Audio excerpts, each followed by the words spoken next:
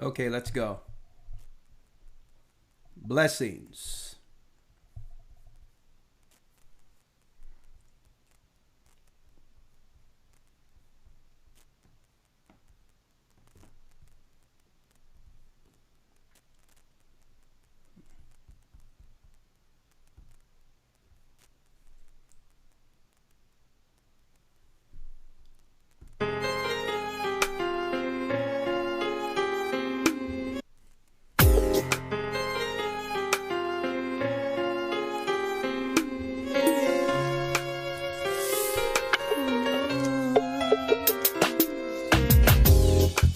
The East is where we're from. The 12 tribes of Israel. In 721 BC, y'all know the song. the Assyrian king, he took us down, we fell. With a great escape. With a great escape, we went through the Euphrates. The Lord held the water still. To a land where no mankind dwelt, we went. Who are we? The 12 tribes of Israel. That's who we be. We be. Manasseh, the Cubans, Ephraim, from Puerto Rico, Nepal, from Hawaii. The Lord is calling back Israel. Come on, hit the like button. Come on. The North American Indians. Hit the like button. Let our brothers and sisters know we're live. Come on. AHAYAH gathering Israel. The Arabs and Africans told us. At gunpoint. Together our wives and children then sold us. In the belly of these great ships we traveled in here. By the rivers of Babylon we found our brothers here. AHAYAH gatherer in Colombia. Oh. Reuben from Australia. Issachar, the Mexicans. AHAYAH gathering Israel. The Negroes. Benjamin, the West Indians. Levi, the Haitians. AHAYAH gathering Israel. He's doing what? That's right. We're waking up. Better late than never. That's right. We have an important broadcast for you all. Come on. Asher in Colombia. Reuben from Australia. Issachar, the Mexicans. That's who we be. We be. The Negroes. Benjamin, the West Indians. Levi, the Haitians. Oh, The Cubans. yeah. From Puerto Rico. Nepal, out of Hawaii. The Lord is calling back Israel. The North American Indians. Simeon, the Dominicans. AHAYAH's gathering Israel. That's right, brothers and sisters. The Most High's gathering Israel. I'm Elder Ricard Shiar, along with the elders of the Gathering of Christ Church. We have Elder Lawyer, and of course, in a few moments, I'll be bringing in Elder Gabar. And as you all know, we're under a shadow ban, so make sure you hit the like button. This way, YouTube will be forced to let others know we're broadcasting. Okay, we up against mainstream media since Google have actually did a hostile takeover over YouTube, where it's not about the people who made YouTube what it is, the original content creators, but I digress. We said it a long time ago that eventually they're going to try to shut down what? The truth. And here we are, a famine and not hearing the word, being shadow banned. And this is why we need you to hit the like or dislike button. This way, the activity, the algorithm, the little bots they're using can say, okay, there's some stuff going on over there. Let's tell others. Okay, that's the only reason. I could personally, likes or dislikes, the truth is the truth. So it doesn't, the truth is not subjective. So I could care less if someone like or dislike what we're doing. Okay. It's the truth. And 9 times out of 10, more times than not, you'll be disliked for telling the truth, for speaking the truth. Okay. Here we are. And I just need y'all help to drive the traffic. Okay. And, yes, we did a little present surprise for you all. A premiere the other day of TikTok. You can find at the major channel, A Gathering 144. So just because we're broadcasting live here right now as guests, thank you, Elder Gabar and the New York congregation for allowing this platform for us to be guests here. I know y'all say, well, Elder, you don't have to ask us, but you know, we're being treated as guests, and it's only respectful to give our respectful thawada. Thank you for allowing us to be guests while we tidy up our main channel and parlay things to Patreon. Patreon /A Gathering 144 is where we have all the censored information that cannot be broadcast on YouTube anymore. Okay, so we have a lot of confessions, debates, and all those things that will get you censored or kick off YouTube on our Patreon. So anytime you would like, go to Patreon /A Gathering 144. Join our Patreon and get all the other information. I'm going to be having pop-up information where we'll be dropping certain things and bringing some key information that cannot be divulged here. Interviews and all that other stuff on our Patreon. Unfortunately, we have to go that way because YouTube has pushed us that way. Okay, so it has nothing to do with incentivizing more so than a place where we can actually do free speech, do what we need to do, and still drive the volume where the majority of the community lies. There are a lot of small video platforms, but that's not where the battleground is. So people might ask, well, why don't you do the other streaming? They're streaming here and streaming there. Well, guess what? The majority of the people or the community who need to hear this isn't on those smaller video platforms. So at least Patreon is another option in which we can pivot and still get the traffic that's needed to spread the word. Okay? I wanted to put that out there. Oh yeah, the Academy this week was on point. Who is Edom? Whoa. And hey, beyond any shadow of a doubt, they've been lying for a long time. They've been hiding for a long time. But what I lesson, who is Edom? There's no way the powers that be, the power structure, Rome, the European powers, they can no longer deny that they are from the seed of Edom with the research we unsurfaced in school. That's right. Every Sunday you can come to school and just send an email, gatheringas1@AOL.com, or go to historytimes.org, get in class, get the information. It's easy learning right from your home. You'll get more information in our Hebrew and Bible Academy than you have gotten one lesson all your life in any religious institution. And you'll understand it, be able to teach it, okay, and actually obtain the information. You'll be able to obtain it, absorb it, because what? This truth is your truth. All right, that's right. So you all see the title. You all see the title. Let me bring in Elder Lawyer. How you doing, Elder Lawyer? I'm doing well, sir. Can't complain at all. Okay, you seen that little pop-up that's I didn't even tell you I was doing that, right? No, TikTok. Sir. No, sir. It was a pleasant surprise. You were there. I heard that voice.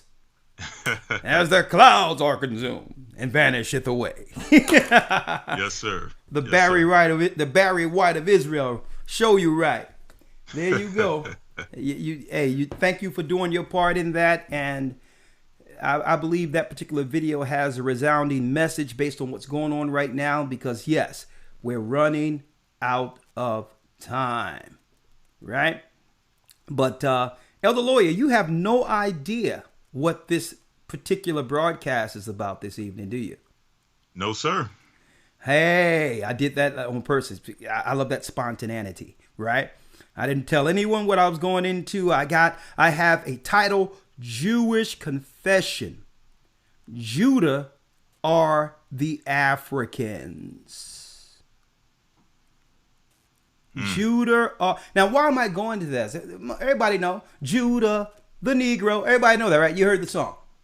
But it's deeper than that, folks. We have now rabbis that are coming out, straight Jewish people are coming out telling people exactly why our people, mainly the black people in America, are being targeted right now.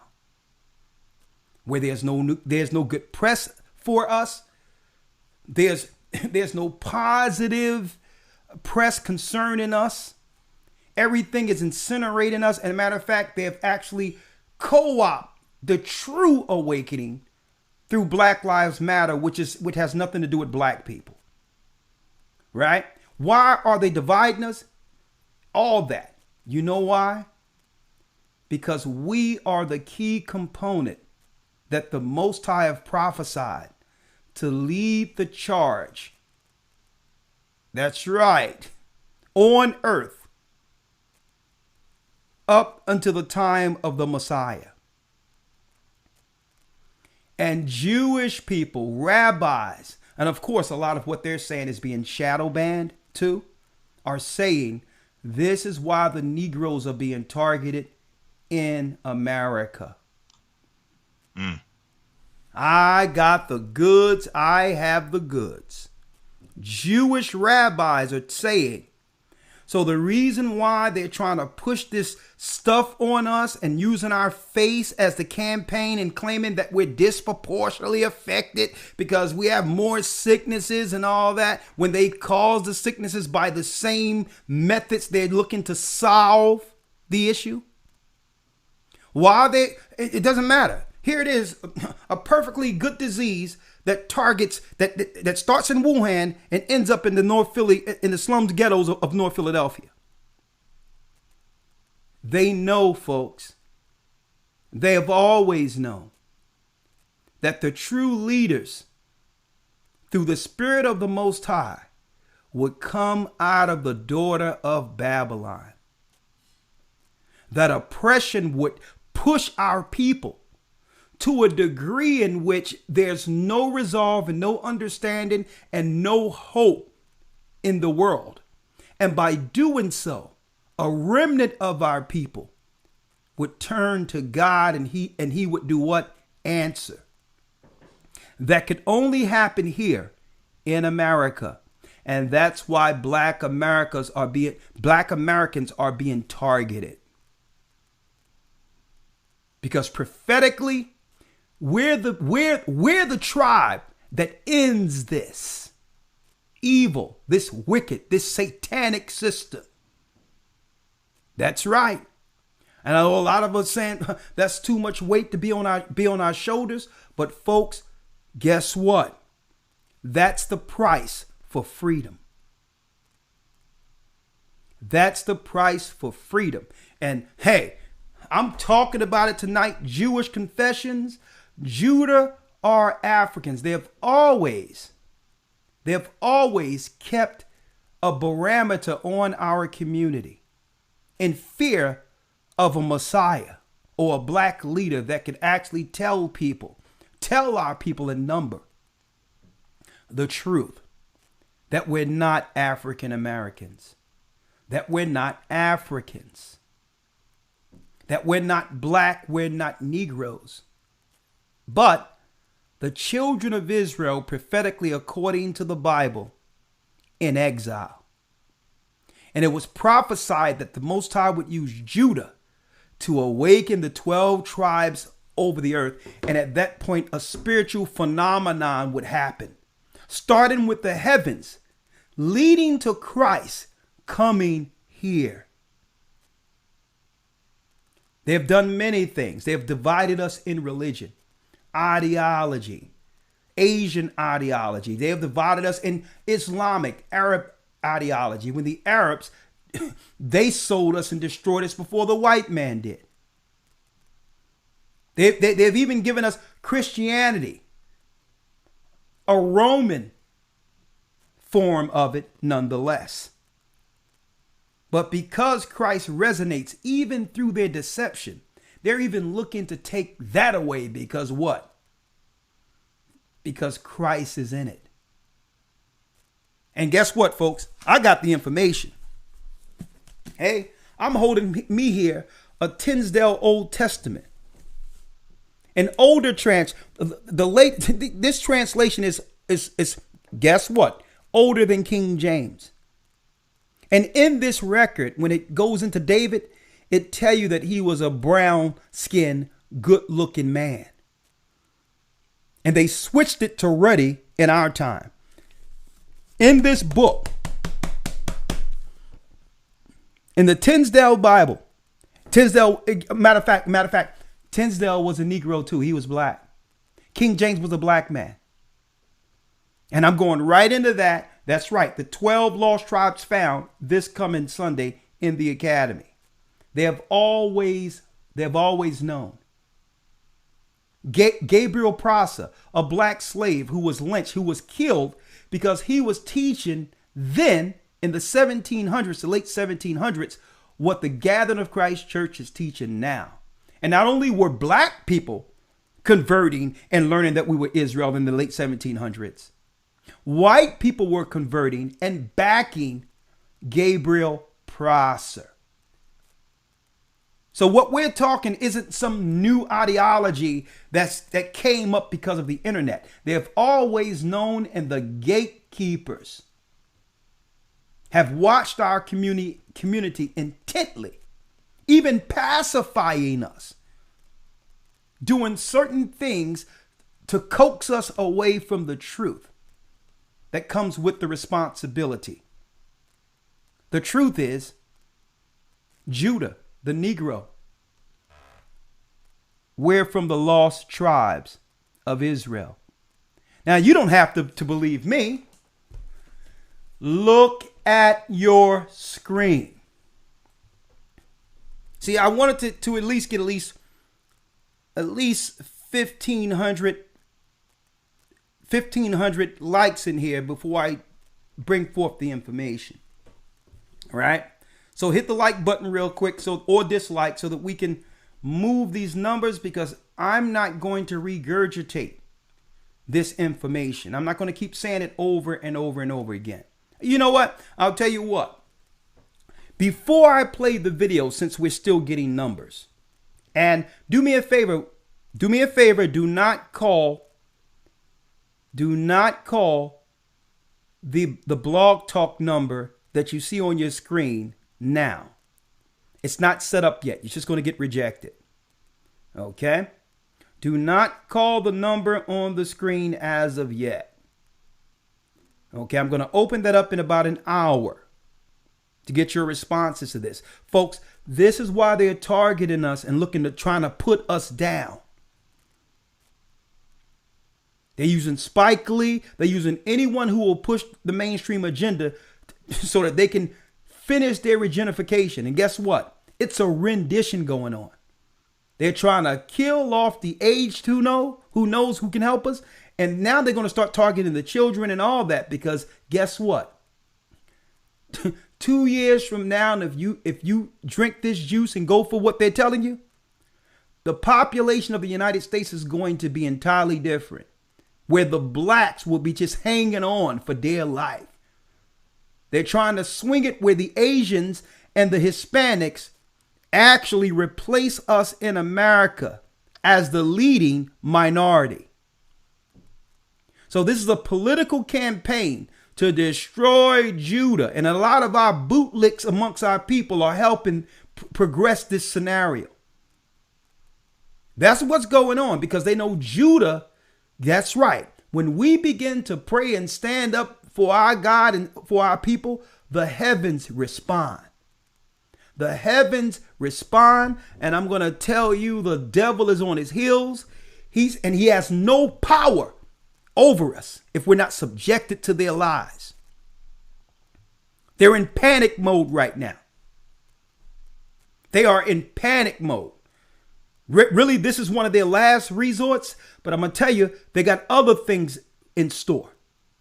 The next thing they have in store, they're claiming a cyber attack for some gas line or something. But the next thing to try to keep people indoors, the best way to do so is to make it where your vehicles cannot be on the road. So if they can say a gas line busted, then what? They have now the excuse to claim a gas shortage. A gas shortage.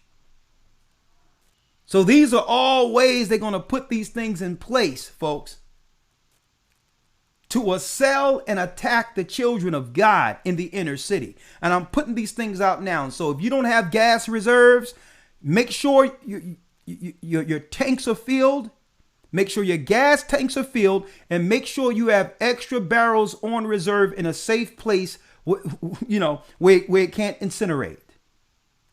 In a nice, cool place, have you some gas, some gasoline to be able to get your car from one place to the next if need be, and keep your tanks full. And this is an APB I'm putting out there for all of Gathering of Christ Church baptized members. If you're struggling, something is going on, and you are a tenured member of our church, do not be ashamed. Go to the leader there, the elder or deacon, and say, listen, I don't have it. What can I do to make sure I have some reserve, some backup food, and some backup gas, or whatever the case I need? And guess what? We will accommodate you. You in our church, you've been supporting this work, don't worry about it. You have sold into this church. If you are without and you're hurting, you're a part of this church, moments like this is why the Most High made a church. So don't be ashamed. Okay, we're family. Talk to us, and guess what? We'll make sure we get your house the reserves it needs, if need be. I want to put that out there. Okay? Now, they've been watching our people. Elder Lawyer, I'm going to pull something up real quick. And I'm going to pull Gabar in. They've been watching us for a very long time, right? Some satanic demons, okay, from the synagogue of Satan came up with a chart, watching our people, using data to chart our sentiments towards the state of Israel. Now, why would they actually do a survey on African Americans? Sponsored by the Philos Project. Now, I did research on the Philos Project. These are straight Roman Jesuit demons that are behind this whole thing. So why were they researching the black community? And why do they need to know our attitudes towards Israel?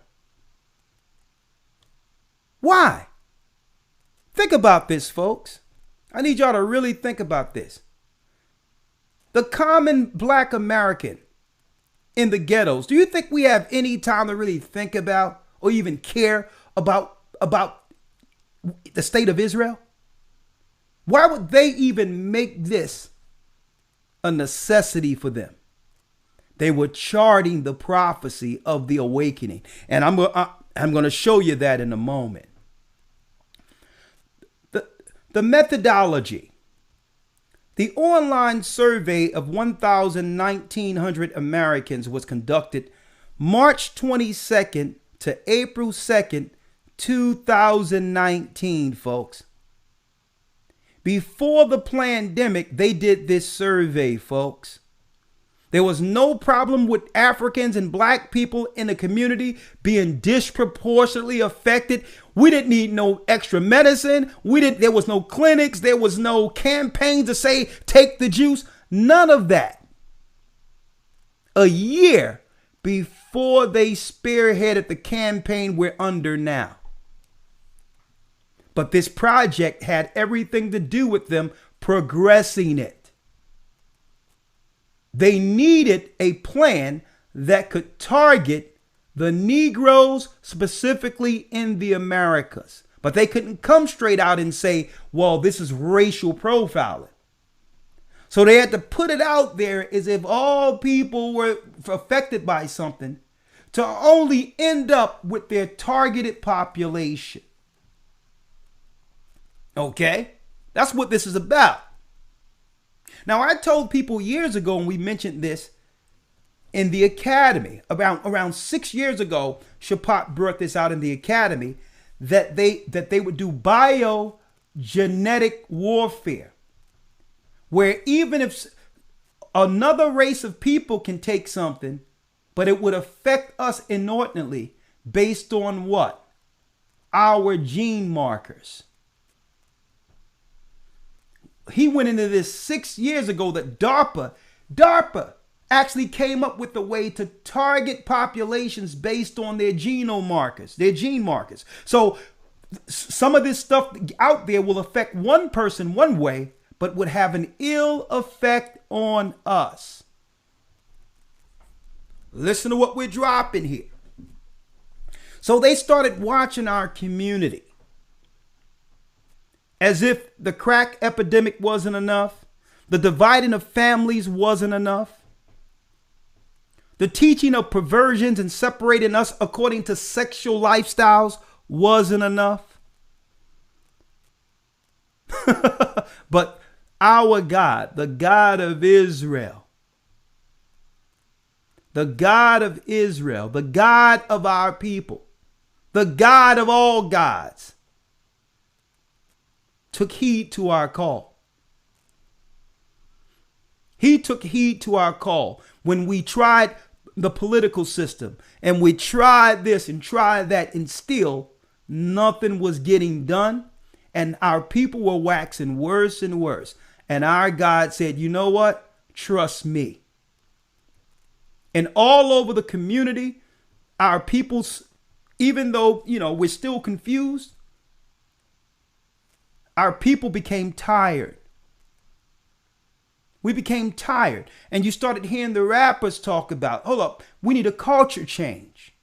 It started resonating amongst the entertainment business that we need a culture change. And guess what? Crime started going down. You had Israelites teaching, like Kendrick Lamar and others teaching that we're the Israelites, we're Judah, and it has nothing to do with a religion. And you're going to hear it from the horse's mouth tonight. Crime started going down. And guess what? A lot of people, it's hard how we're getting here. But guess what? Now there's discussions between men, our men and women, that were never had since the time we came to the shores of America. They're tough conversations, and I know it's brass how it's out there, but God is working.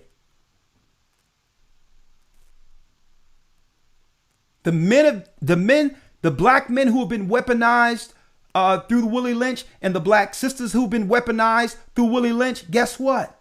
We're starting to realize that we really care for one another, and that which is playing a role through our programming. And guess what? The enemy is afraid. It's not all comfortable, the conversations that are out there, but it's leading to a discussion without them. And that's what they fear. A discussion they cannot control. Now, as long as we were destroying each other, not seeking solution, they had hands off. They just say, listen, kamikaze move. Y'all just implode each other. We could care less. But now we're starting to hold each other accountable. We're talking about it.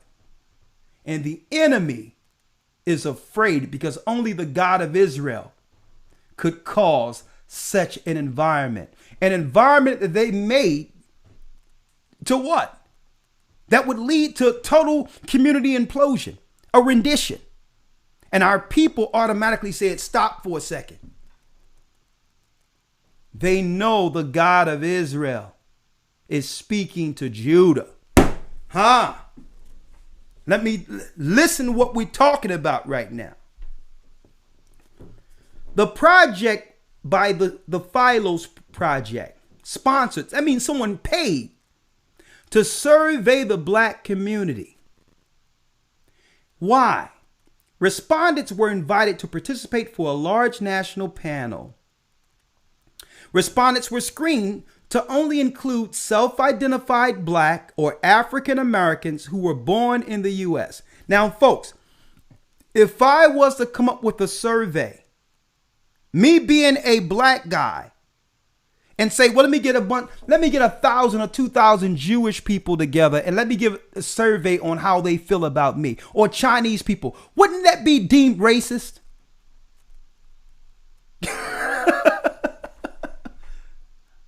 What gives them the authority to think that they can just walk into our community and ask our people some questions and not deem that racist? It seems like they're taking reconnaissance. See, this is warfare. That sounds like reconnaissance. You're trying to gauge the temperament of a population. Why? When we're not even thinking about you. We're just trying to pay our rent. We're just trying to keep our families together. We're trying to put food on the table. Why are you so concerned with African Americans? I'm going to tell you why. It says here, the completed sample, let me get straight to the meat of it. From which following sources do you regularly get your news? Esau, Amalek, okay, that's who it is. Amalek, the synagogue of Satan, asked black people. And they found out that 81% is the big number that they need to focus on out of all the different outlets to push their campaign you're seeing now. So you wonder why, folks, they took this data on African Americans? They were charting in order, folks, the places they would use to get to us to push the campaign against our people in the communities. See? Now, what would that have to do with the black sentiments against the state of Israel? Why would they need to know what sources we regularly get news from? Oh, you're concerned. Oh, you're concerned that your mainstream isn't having the effects it used to have. From which of the following TV networks do you regularly get your news?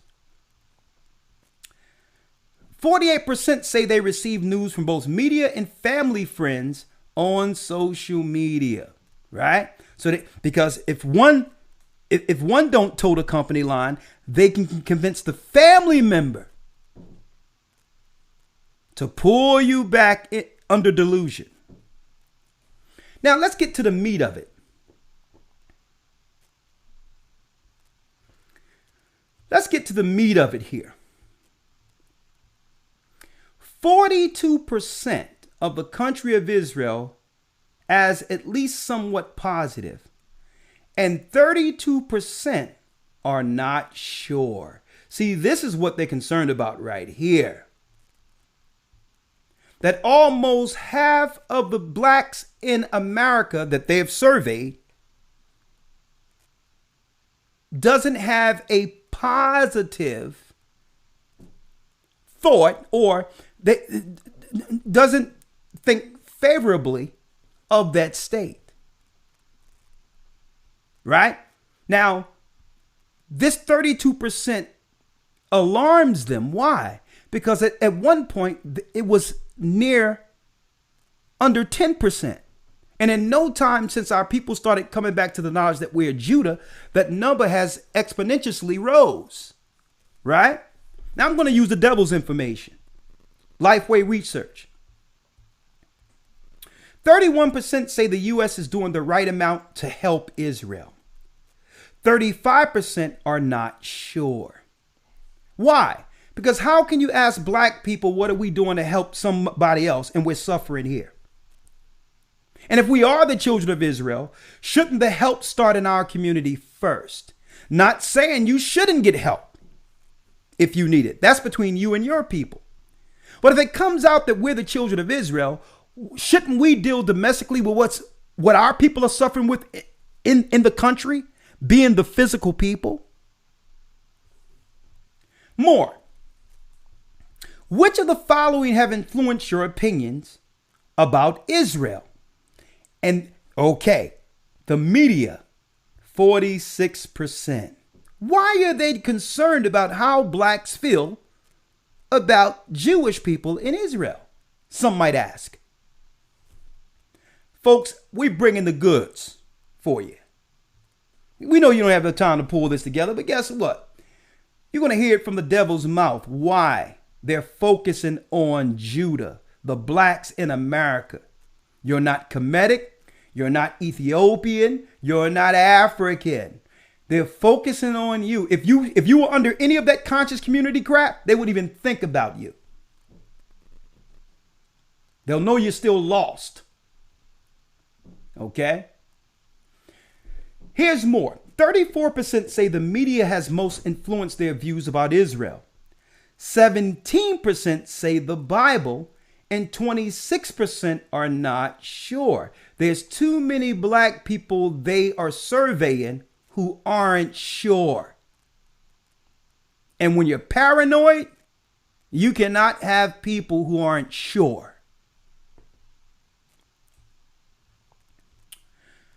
Now, let's get some good stuff here, right? 52 support Israel's statehood, which is the government in Israel today, predominantly Europeans, Jews. When they tallied blacks in America, 52% support Israel's statehood. Well, guess what? Let's look at the 48% left out. 22% strongly agree. See? The 30% that's on the fence somewhat agrees, and they put those who are on the fence on the positive side of this number.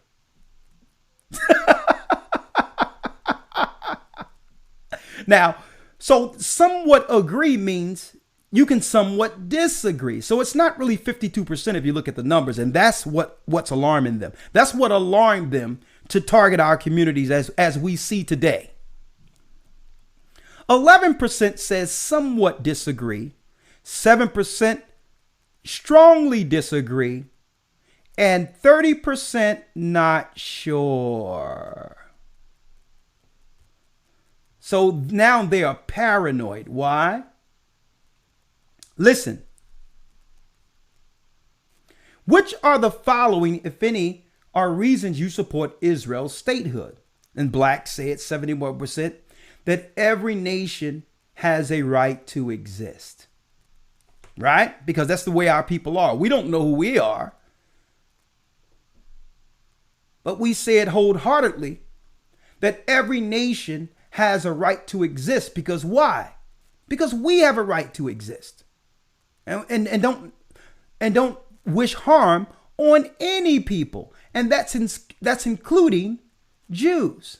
Or white people, or white Jews. Our people don't wish harm on anyone. Now, listen to this. Which, if any, of the following have positively influenced your opinions about the country of Israel today? The historic parallels between the enslavement of Jews and ancient in Egypt and blacks in America. Now, it's deep that they put that question in the survey. Do we favor you because we relate to the biblical story of Jews being enslaved by the Egyptians like we were enslaved in America? And 27% of us said, yeah, we can relate to it. And you know why we can relate to it? Because we're those same people. Not out of my mouth. We're going to let you hear the rabbi.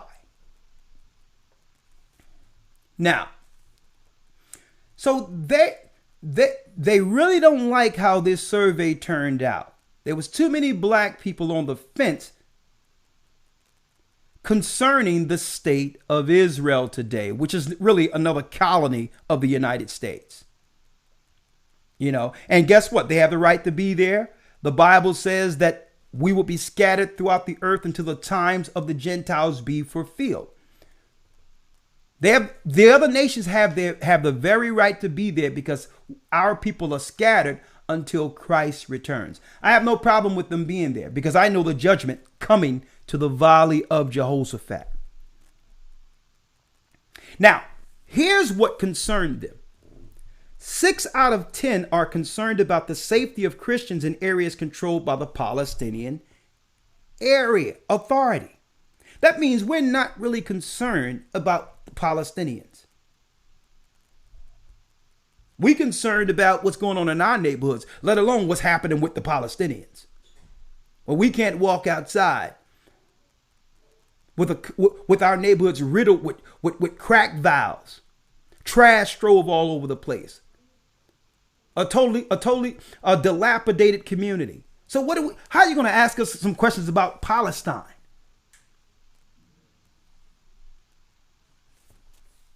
Right? But check this out. 39% say that the international community denies the state of Israel basic recognition as a nation. And guess what?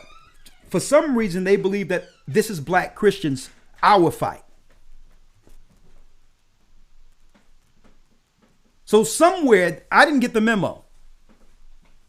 With what we're struggling with in the communities, somehow, some way, they have come up with the mindset that what's going on over there is our fight.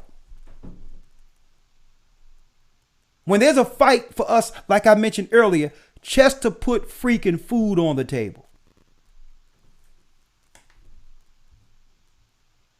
Now listen to this. 3 out of 10 agree with the subtle anti-Semitic statement that Jewish people have too much control of American finances. Now, why are they asking black Christians these questions? I'm just reading the survey here. It's the Philo's Project. A matter of fact, I have the PDF. Those in the academy, at the end of the academy, I give them all the PDFs. Y'all can have all this. I'm going to give this, the in the academy. Listen, when I give the data out for the news, I'll give you all the reports. I don't care. Jewish people have too much control of American finances. 3 out of 10 agreed with this. These are random black Christians, African Americans, who are not proclaiming to be Israelites. But the fact that 3 out of 10 blacks may believe that is alarming for them. Right? Right? Now, here's an issue right here. 41% agree that the state of Israel has laws that discriminate against Palestinian people, because our people will always side with the underdog. With the underdog. It didn't matter whether or not these were Palestinians or pygmies, because we understand what it means to live under apartheid, under oppression. So if you ask us any question, we're going to look at the good and we're going to see who's actually using force and side with those who are being oppressed. The same way, right, running into the civil rights movement, when there was news coming out that there was this German over there going against Jewish people, our people naturally would side with Jewish people. If there was a bunch of white Germans with swastikas and doing stuff and burning you and all that, we can relate to oppression. So if you would have asked us that question with Jewish people and Hitler in the Germanys, we would have sided with Jewish people because we understand what it means to be oppressed. We understand what it means to be systematically marginalized and destroyed. Now, no one asked me these questions, but I wish they would have.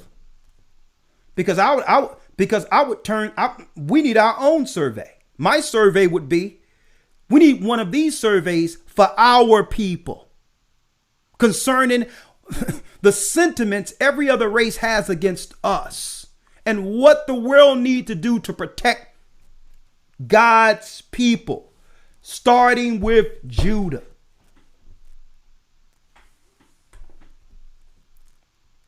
Here's more in the graph. 19% agree with the you can move that stuff off there.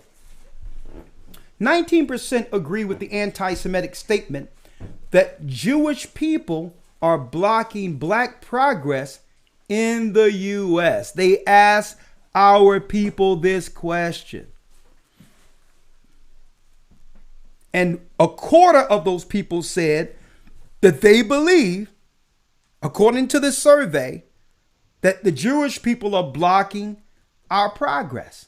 And I believe that statements like this, looking at this number rising, was a concern of theirs in 2019. See, I can put 2 and 2 together. I don't know if you all can. 2019, they gauged the sentiments of our community, and now our community is being targeted. They got Spike Lee and everyone else, Run DMC, cartoon commercials, and all that saying, take it, take it, take it, take it, take it, take it, take it. I can put 2 and 2 together, folks.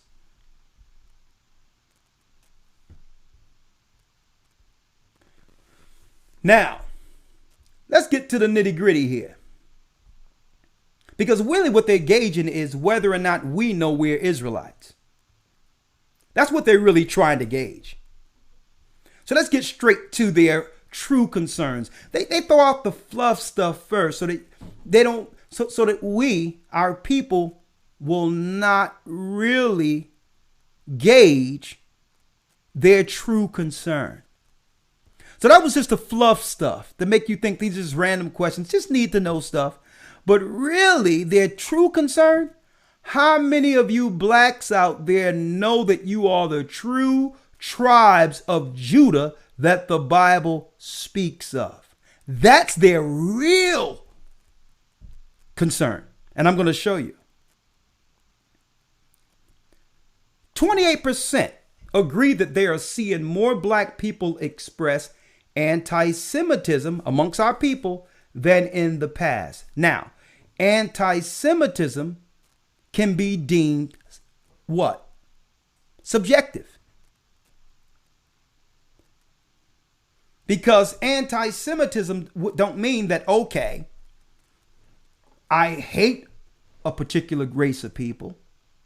I'm just saying, like for instance, if someone just say they hate a particular type of people, right? I can see them deeming that anti-Semitism. Okay, they say they hate all black. Some people say they hate all blacks. Okay, you're racist. If someone say that, okay, I hate this race of ethnic Jews or these people, I can see them being anti-Semites. But this is subjective. Now, I mean, it's so ambiguous when it comes to what the term means. Now they're trying to make, if I say that I'm an Israelite, that's offending them.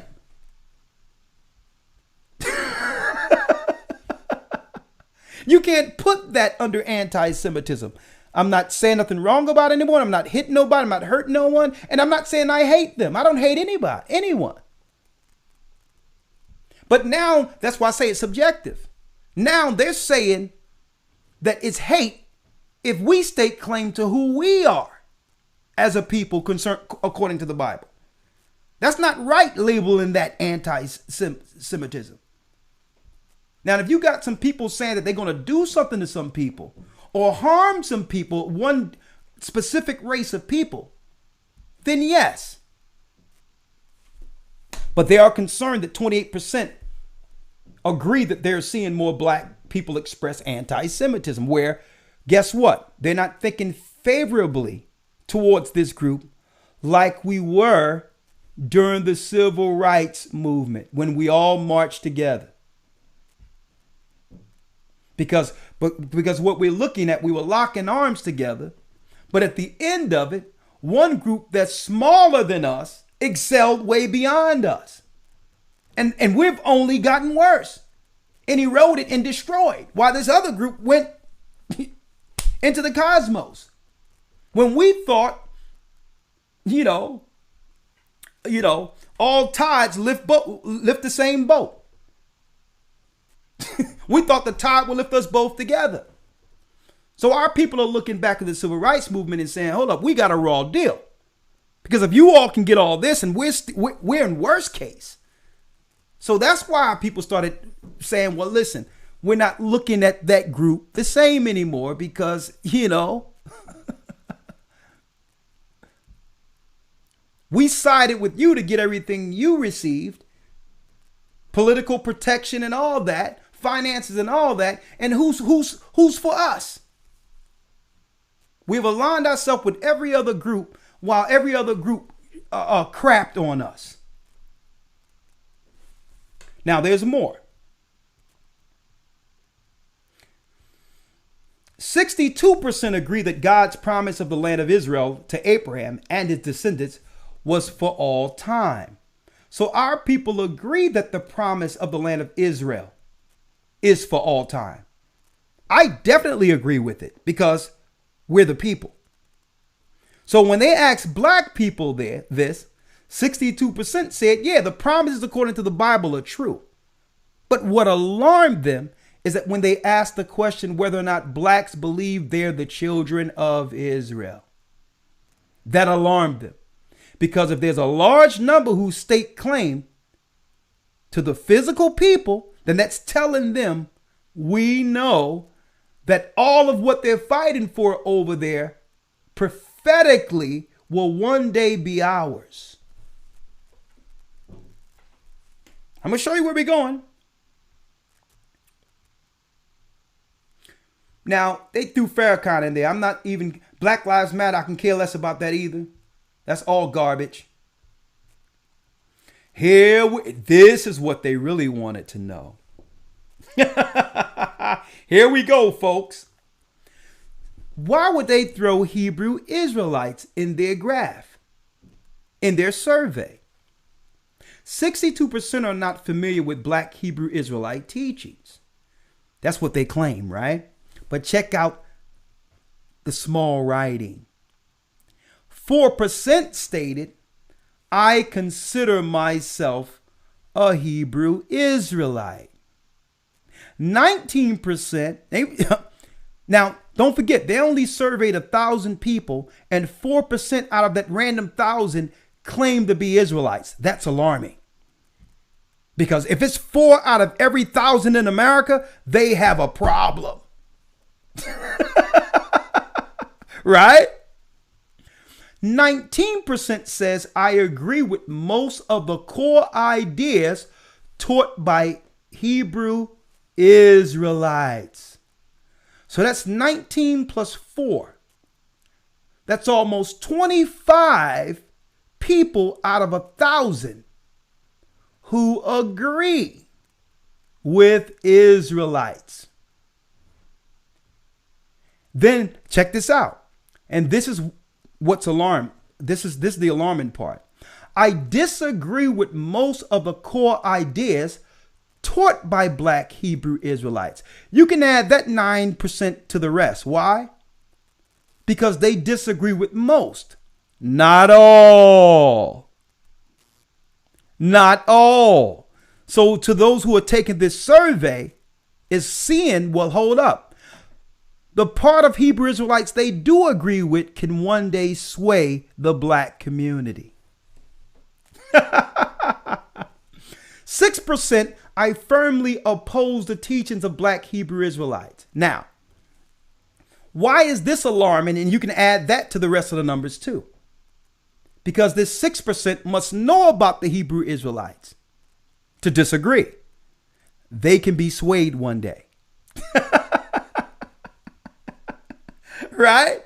So almost half know that the Hebrew Israelites are having an impact on the community, which means what? It'll be less chaos, more law and order amongst our people, which would lead to less incarceration, less separated families, and guess what? Our dysfunctions as slaves has always been incentivized. So they're looking at the bottom line. They're viewing the bottom line, what this means for their bottom line financially. If blacks realize that we're the true Jews, we're not true, but we're the Israelites or Hebrew Israelites, because I'm not going to use that true Jew thing, because white people on the surface who are Jewish people, they are real Jews. Let me make it clear what I'm saying. They're the real Jews that converted to Judaism during the time of Hyrcanus, during the Hasmonean dynasty, near that dynasty there. So yes, we went into it last week. There was a large number of Idumeans, white people, who converted into Judaism during the time of the Maccabees. Okay? And at that point, they were called Jews. So I'll be right out wrong to say that they're not Jews. They are Jews according to conversion. Now, I need y'all to look at this. Check this out. Look at this here.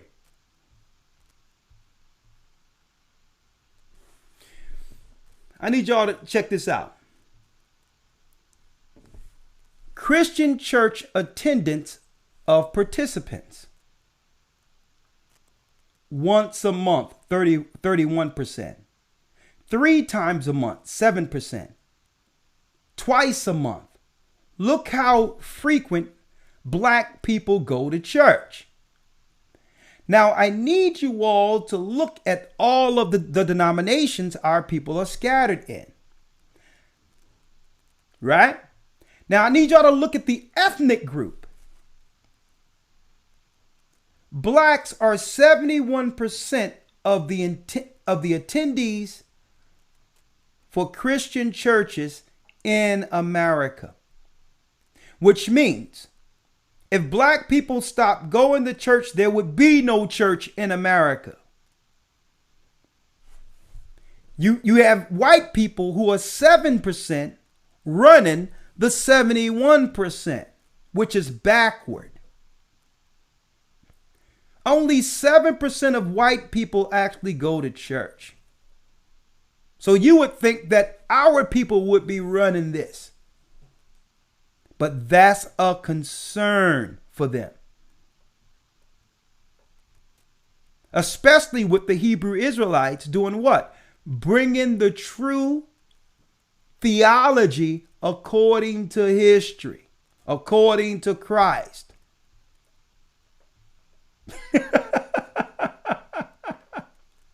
Right? So, here we go. That was their survey, brothers and sisters. Now, I need y'all to hit that like button, because everything you're seeing now with this campaign, they're going to target our people. Why? Well, we're going to let Amalek tell you. Look at your screen. Check out your screen.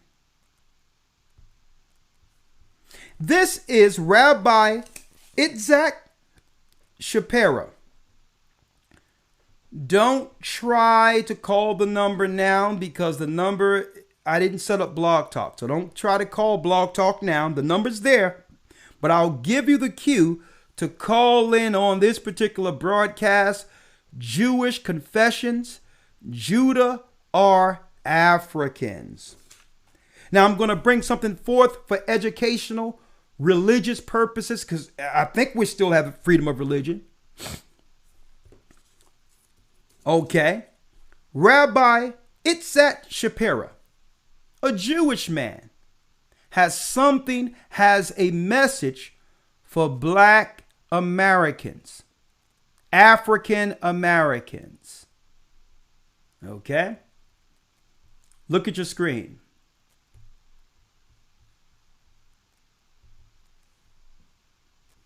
Look at your screen. You are like the Cushim, declares the Lord. Why? Because Israel is there in the Cush. True, I brought Israel up from the land of Egypt, but also the Philistines from Kaftor and the Armenians from Kir. Okay? Israel, number one, make yourself the note. Israel has a name. And one of the names that Israel is called by is Cushim. Cushim is a generic name for anybody who is black. Now, I want to be careful here. I am not saying that every black person is from the seed of Israel. Because he don't want to get in trouble, but he's going to tell you the truth. That's not what I'm saying. I am saying Fair that, use. as we're going to see in 1 minute, it is this specific group of the house of Israel who is scattered in Africa that is called Cushim. That's speaking about, specifically here, about a subset from the house of Israel. Now check this out, what the prophet's saying. It says in Moed Katan, this is in the Talmud, recorded in the Talmud. Similarly, you can explain the verse as you not much as mine as the children of the Cushite, children of Israel. Is their name Cushite? No, their name is not Cushite. Israel is their name. Rather, just as the Cushites stand because of the dark skin, so too the Jewish people are distinguished by their action, and they are different from all other nations. Friend, we have today groups in Africa like the Ibu, like the Lambas. They are completely distinguished from the other groups in their customs, in their tradition. And here the Talmud itself recorded, and it says at times they're going to look at Cushites like regular Africans, but they are really Israelites. They are part of the seed of the house of Israel. We have a movement today that is a very dangerous movement. It's called the Black Israelites. They're anti-Semitic. They hate the Jewish people. But you see, this is what a Satan wants to do. He wants to take a little grain of truth and he wants to twist it. Now you notice he said they want to take Satan want to take a little grain of truth. So he's not saying Israelites are lying. What's the grain of truth? Listen clearly. Perverted and manipulated. In reality, the prophets of Israel explain to us that it is this exact seed of Zera Israel, of the seed of Israel that found in Africa. Not only that is a Jewish seed, it is the seed that is needed to bring Israel to salvation. The entire salvation, you know. Listen to what he's saying. Black Israelites are called to bring the people to salvation. See, when you get rid of the hate and all these other things and just deal with the prophecies, see, I can hear what this guy is saying. And you know what? He's absolutely correct. I can't hate white people or Jewish people. Why? Like the example I gave the other day, that's like me getting upset with the belt I'm whipped from when my father used to punish me, even though I did wrong. So what, I'm going to argue with the belt?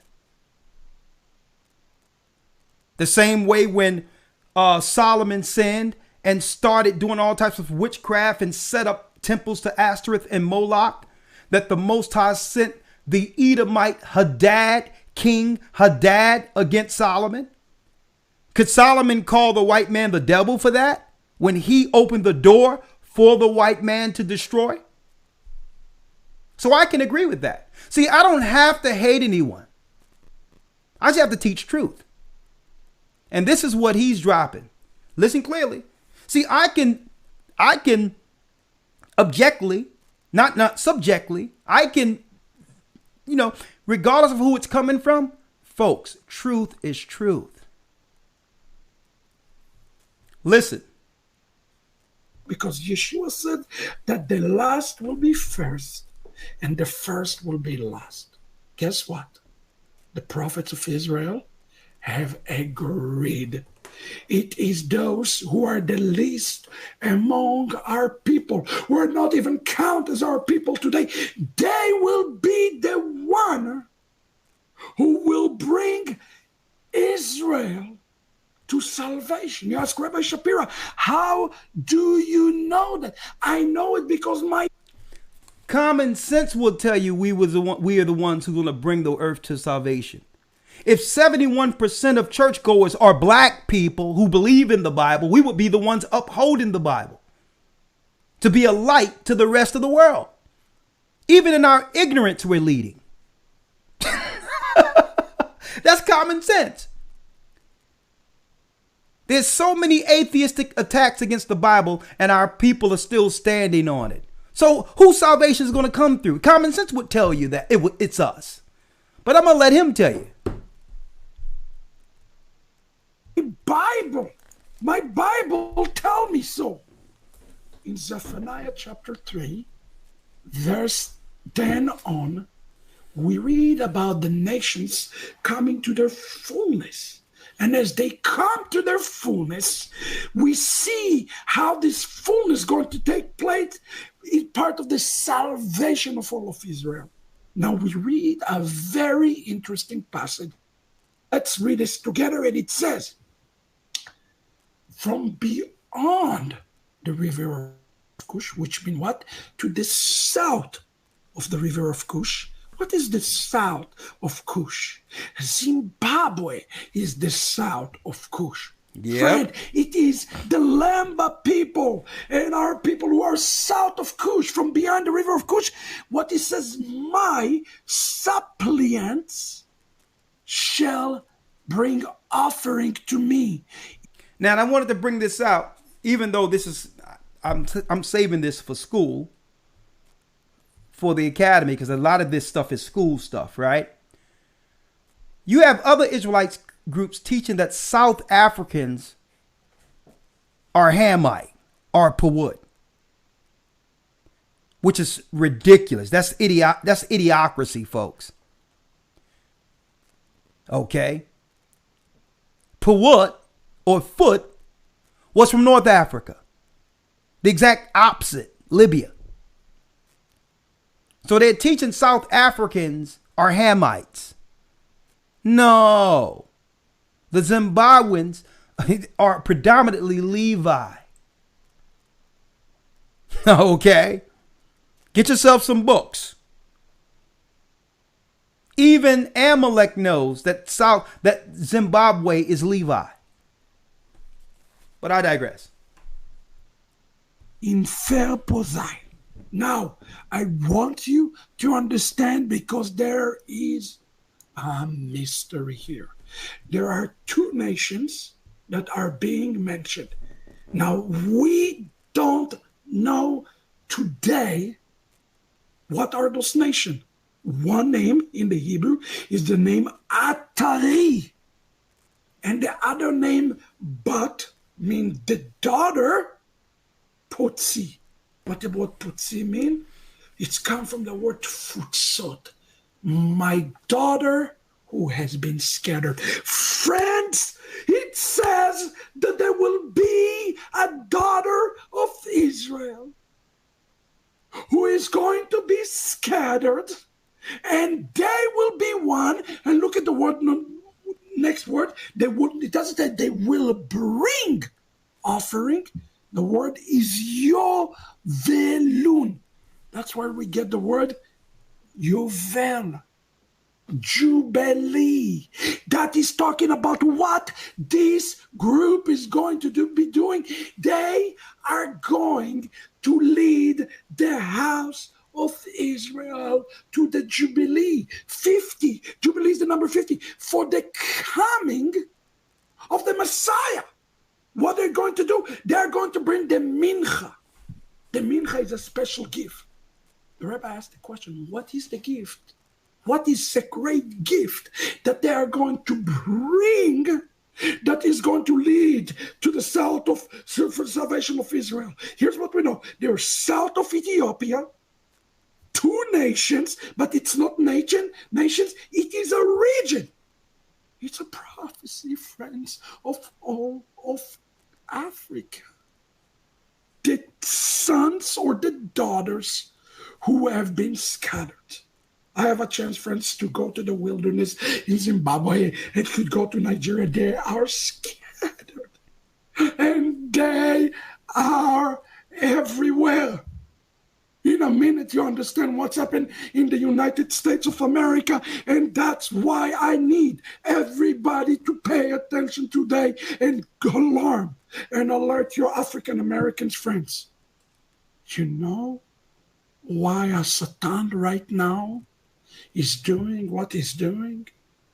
Because when African Americans, when they left forcefully, they were sold and they were kicked out of the homeland, they lost their root. You see, a curse was put on them because those who were before them also left the root. They lost the root. The Zimbabweans, the Igbo, they left the roots. The Lembas, they left the root because they were wicked. They kept just a little bit of the tradition. Today, what's happening in the United States of America is a result of the root of the entire African American community being lost. When the root will be returned to Africa, this is the revelation from Hashem. When the root will return to Africa, it will also return to the African American community, because every African American is connected to Africa. Every African American. And that's why I call upon African Americans today. You need to know your root. Your real root is not Africa. Your real root is in the house of Israel. Whoa. Whoa. What? Your real root is in Africa? Where you at, Sonetta?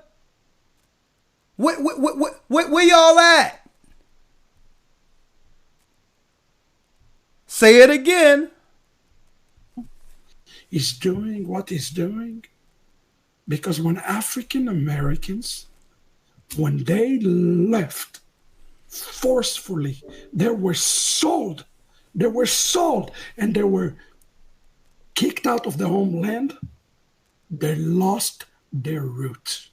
You see, a curse was put on them because those who were before them also left the root. They lost the root. The Zimbabweans, the Igbo, they left the roots. The Lembas, they left the root because they were wicked. They kept just a little bit of the tradition. Today, what's happening in the United States of America is a result. Now, when he say what's happening in the United States of America, folks, he just put this out in 2020.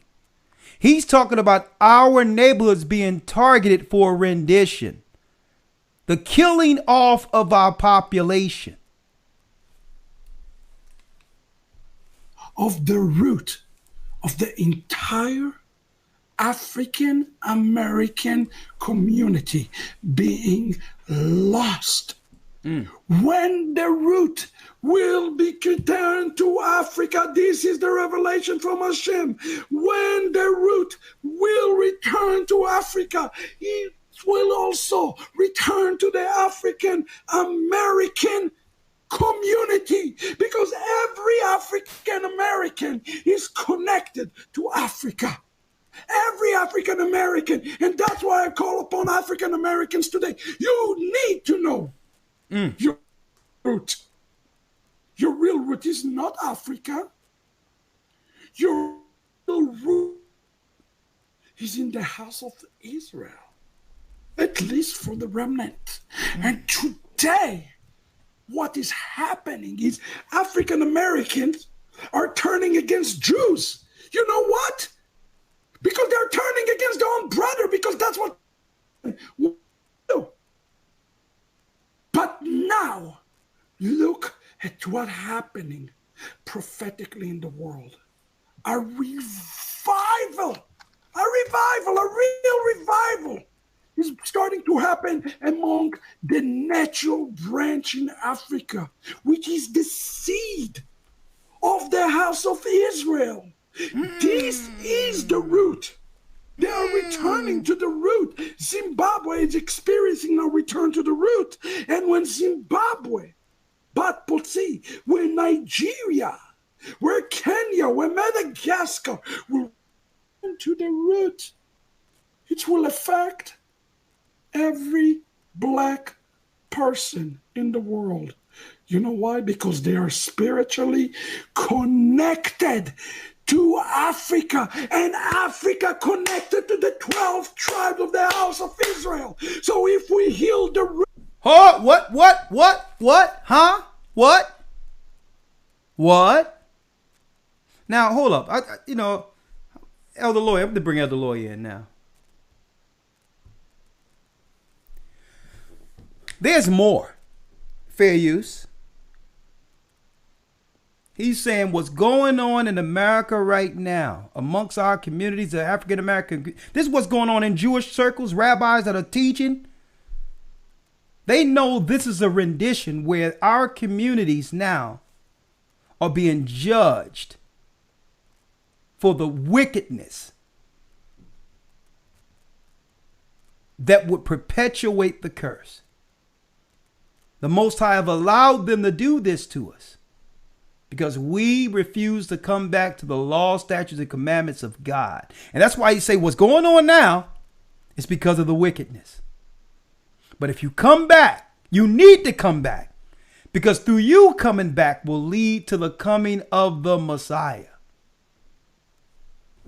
That's Revelation 7. The 144,000 is sealed. Not one Gentile is counted for that number. That's why he said a remnant. So those who are the remnant of the lost sheep of the house of Israel understand what's going on in the earth, and that it's a rendition, it's a judgment, and isn't going for the campaigns. All the people who was living the strong delusion are dying during this campaign because it's their choice to die, the way it was their choice to perpetuate the wickedness on our communities. See? So how did the Most High stop the curse? Judgment.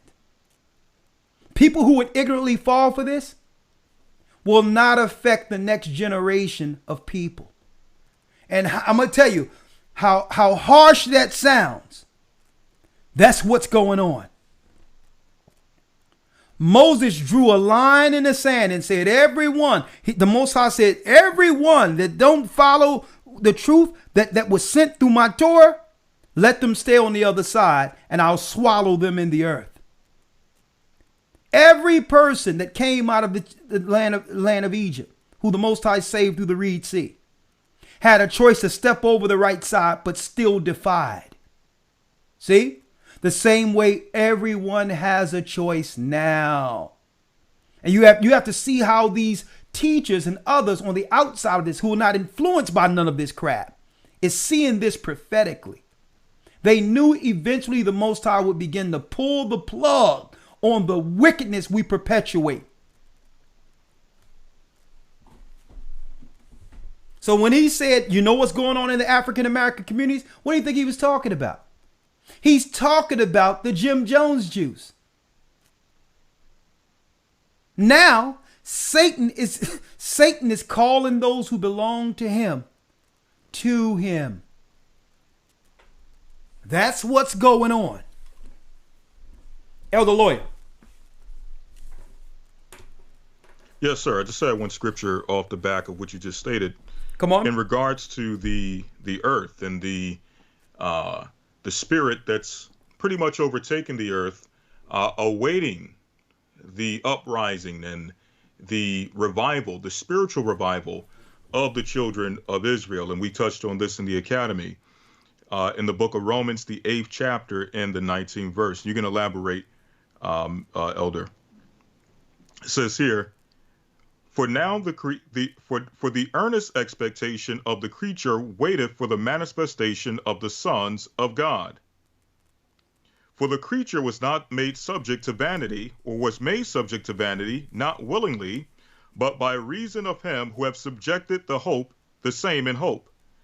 Because the creature itself also shall be delivered from the bondage of corruption into the glorious liberty of the children of God.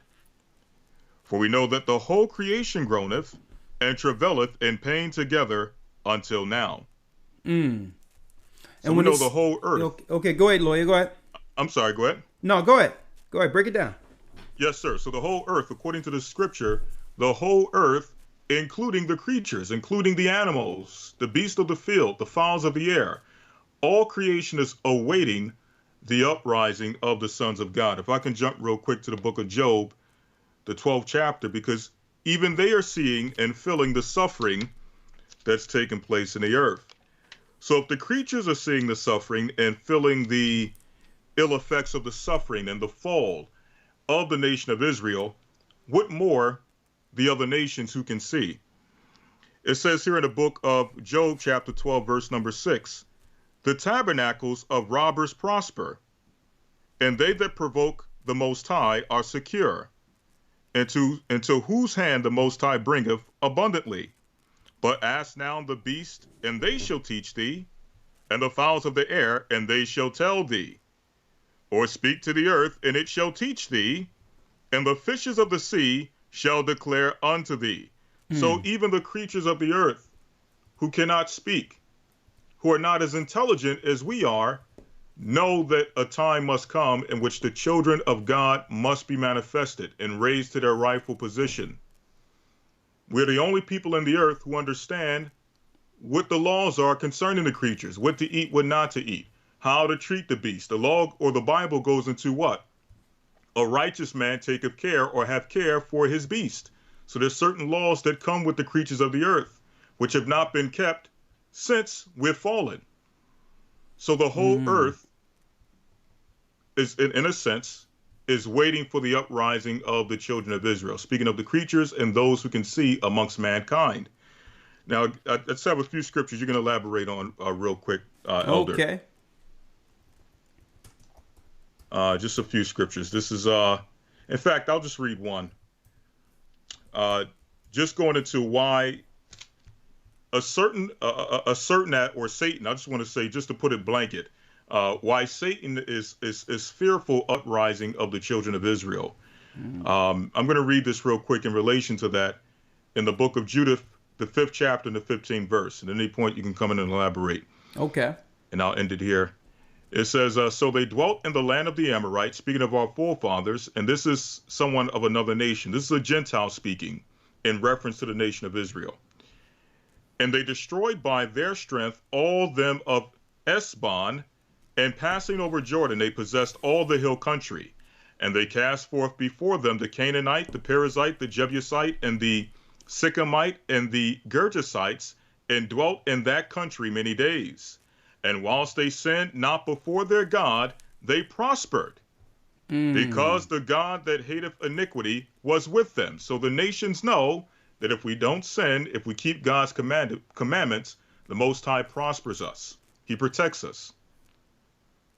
But when they departed from the way which he appointed them, they were destroyed in many battles, very sore, and were led captives into a land that was not theirs, and the temple of their God was cast to the ground, and their cities were taken by the enemies. But now are they returned to their God, and are come up from the places where they were scattered, and have possessed Jerusalem, where their sanctuary is, and are seated in the hill country, for it was desolate. Now therefore, my Lord and Governor, if there be any error against this people, and they sin against their God, let us consider this shall be their ruin. Come on. And let us go up, and we shall overcome them. Last verse. But if there be no iniquity in their nation, let my Lord now pass by, lest their Lord defend them, and their God before them, and we become a reproach before all the world. So what is it the Gentiles understand? That they could only use, abuse, and destroy us if we are breaking the laws contained in the book. Because why? They've had the history, their own history, of them opposing our forefathers and being destroyed without hand when we were under the hedge of God. So they say, leave them alone if they're following the law. Okay. Because why? It's a no-win scenario. Their God fights for them.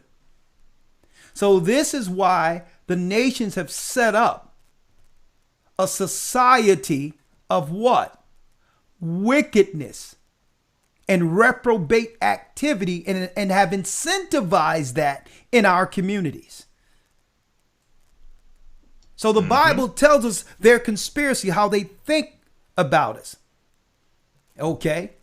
Now, the reason they're focusing on us breaking the law is because it gives them access to our children. When we sin, our children is a product of the curse. So it becomes a generational curse where their children rule ours. But if we're without sin and repent for our sins and come under the law, the heavens fight before us. So even when the nations try to do certain things against us, the Most High destroys them, even without us even knowing. He'll kill people. He'll do all types of stuff to people who are conspiring against us without us even knowing, if we're under God's law. The Gentiles understand this. Now, was it prophesied? Because let me tell you, he's not the first rabbi I heard say this. I had many conversations with rabbis. Some went better than others. And they'll tell you straight out, yeah, we know you the Jew, we know you're Israel, but our problem is you not accepting us. Right? When guess what? I'm going to tell you, they know. We lost our history. They didn't lose our history. Okay. But right now, what? A lot of the nations, Esau in particular, those are in power, they're in a paranoid state at this point. They're afraid because in their mind, they believe our people are going to do against them what they did to us. So that's the big pushback. What happens when these people realize that we've been lying to them since they hit the shores? But I'm going to say this, and I'm saying this to white people, Jewish people, whoever may be looking at this outside of Israel. Our fight isn't with you. We fought against, our fight started when we started sinning against our God. And our arms were too short to fight. We don't have no problem with you. Okay? Our problem is the sin that's within our nation. Because once we resolve that, our God will fight for us. The white man isn't going to be a problem. No one will be a problem because what? We as a people are loving people. We are loving people, and above all, we'll be a light to all of you. A light to the Gentiles. We are a light to let you know you don't have to live in a world of sin, in a world of paranoia, conflict, racism, and hatred. You don't have to live like that. And you're not going to force me to be like that, because that's what I don't like about nation. That's what we always grew distaste of. I will never lower myself to the hatred of the other nations. Okay? That means the other nations won. If we are degraded to the levels they would go to just for power. We as a people, as the tribe of Judah, is better than that. We're better than that. Okay? We are a loving people. And the prophecies cannot be fulfilled unless we stand up. And even Amalek knows this. The other nations know that. And guess what? All white people don't hate black people. All Jewish people don't hate black people. It's about truth, brothers and sisters. How am I going to blame the other nations for not telling the truth when we were the people born in the earth to bring it? Tell me the truth. You don't have to tell me nothing, because it was upon us to be the light to the world. You can expect lies coming from everyone else outside of the people of the law. Elder Lawyer, let's get Jeremiah 16 and 19. Grab that for me. Yes, sir. See, that's why another thing, we don't have to take surveys and all that, because we're not paranoid. We're not afraid of losing anything. And, oh my God, suppose they find out. Let me find out what black people are thinking about us, or Palestine, or this, that, and the other. No, they're gauging prophecy. Because why? I went into it last Sunday. There's a prophecy that the elder will serve the younger. And once Christ bring the power, the prophecy of that power back to this earth, starting with Judah, no nation will rise above us again. And that's not me being proud. That's not me saying I'm better than anyone. That's prophecy. We've been on the bottom forever. But we weren't prophesied to stay here. And they know it. And that's what they're trying to do. They're trying to hold on to as much power as they can, knowing the prophecy of Judah. Jeremiah 16 and 19, read it. Jeremiah chapter 16, verse 19. Come on. O Lord, my strength and my fortress, and my refuge in the day of affliction. The Gentiles shall come unto thee from the ends of the earth, and shall say, surely our fathers have inherited lies. They shall say what? Surely our fathers have inherited lies. Surely our fathers have inherited lies. Folks, let me tell you, we charted Esau from the first day he was separated from Jacob up until the Roman Empire last Sunday. We know when they went into Italy and set a throne there, a gateway to Satan. And it's in their records. Zepho is the key. The original Italian. Okay? We track them all the way to present time. Even the conversion. They want everyone to focus on the Khazarian conversion during the Crusades, when the greatest conversion of Europeans, or what you would call white people, Idumeans, was during the time of Hycratus. Okay? And once that conversion happened, you had white people now being Jews through conversion, who spawned who? Antipater, the Antipater family, and who? Herod the Greek, who they claim is Herod the Great, the first Edomite governor over Judea during the time of Christ's birth. That's right. So they want us to look at Khazaria. Even Khazars, they're not from Japheth. They're not from Europe. They're not from Japheth. They're from Esau. When you look at Khazarian, it tell you that the Khazarians were set up by the Basilians in the 2nd century AD. The Basilians was from St. Basil of the Catholic Church. So it was the Catholic Church that went into Turkey that created the Khazars. Okay? So you're looking at the Khazarian conversion saying they were Japhetic people. No, the Basilians came in and created the Khaz. It's in the Jewish Encyclopedia. So a lot of our people are learning backward. You're learning the lies and trying to confirm. When you have to go back to the Bible and look at the bloodlines of Esau and track them from the Bible backward to our time, not looking at the history with half truths for confirmation biased. See? Now, everything I'm saying, I can speak freely with a rabbi and they'll agree 100% privately because it's in their records.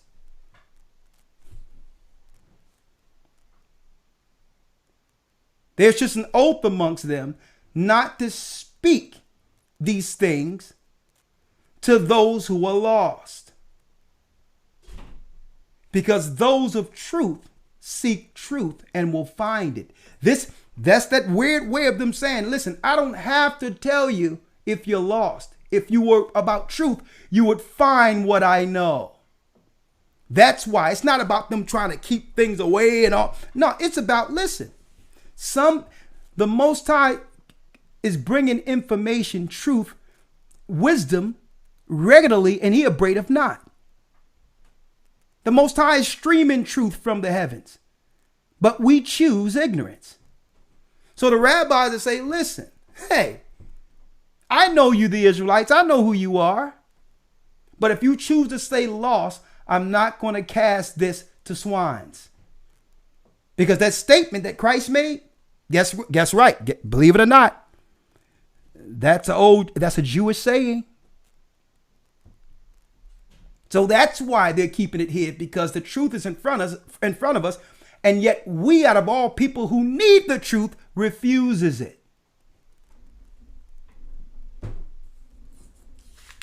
Let's read it again. Jeremiah 16 and 19, once more. Yes, sir. Jeremiah 16, verse number 19. O Lord, my strength and my fortress and my refuge in the day of affliction. The Gentiles shall come unto thee from the ends of the earth, and shall say, surely our fathers have inherited lies, vanity, and things wherein there is no profit. Now the Gentiles are coming full circle and saying, and they are admitting it now. Surely we were lied to, and it's not going to benefit us because the people we need to change everything are asleep. It's not going to benefit us. We'll never get to that point of paradise with the righteous people on the bottom. So even the Gentiles are saying, listen, I'm getting off this ship lying to these people anymore because the world needs them. Why? Because Gentiles aren't counted for the number. There's a certain number that must be sealed before the Messiah returns. Okay. And right now in the state of Israel, there's millions of people. When Christ is looking for 144,000. So if they were the number, we would have seen the Messiah by now.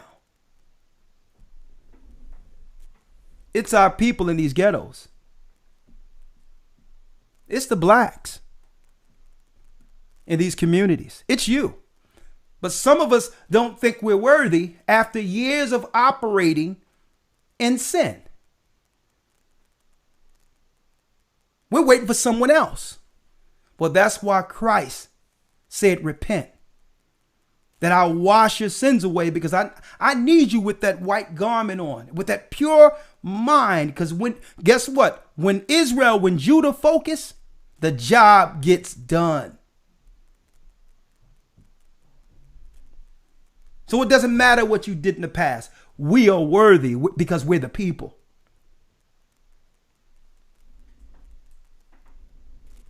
We're the people. Elder Lawyer, give me Zechariah 12:7. Let's go.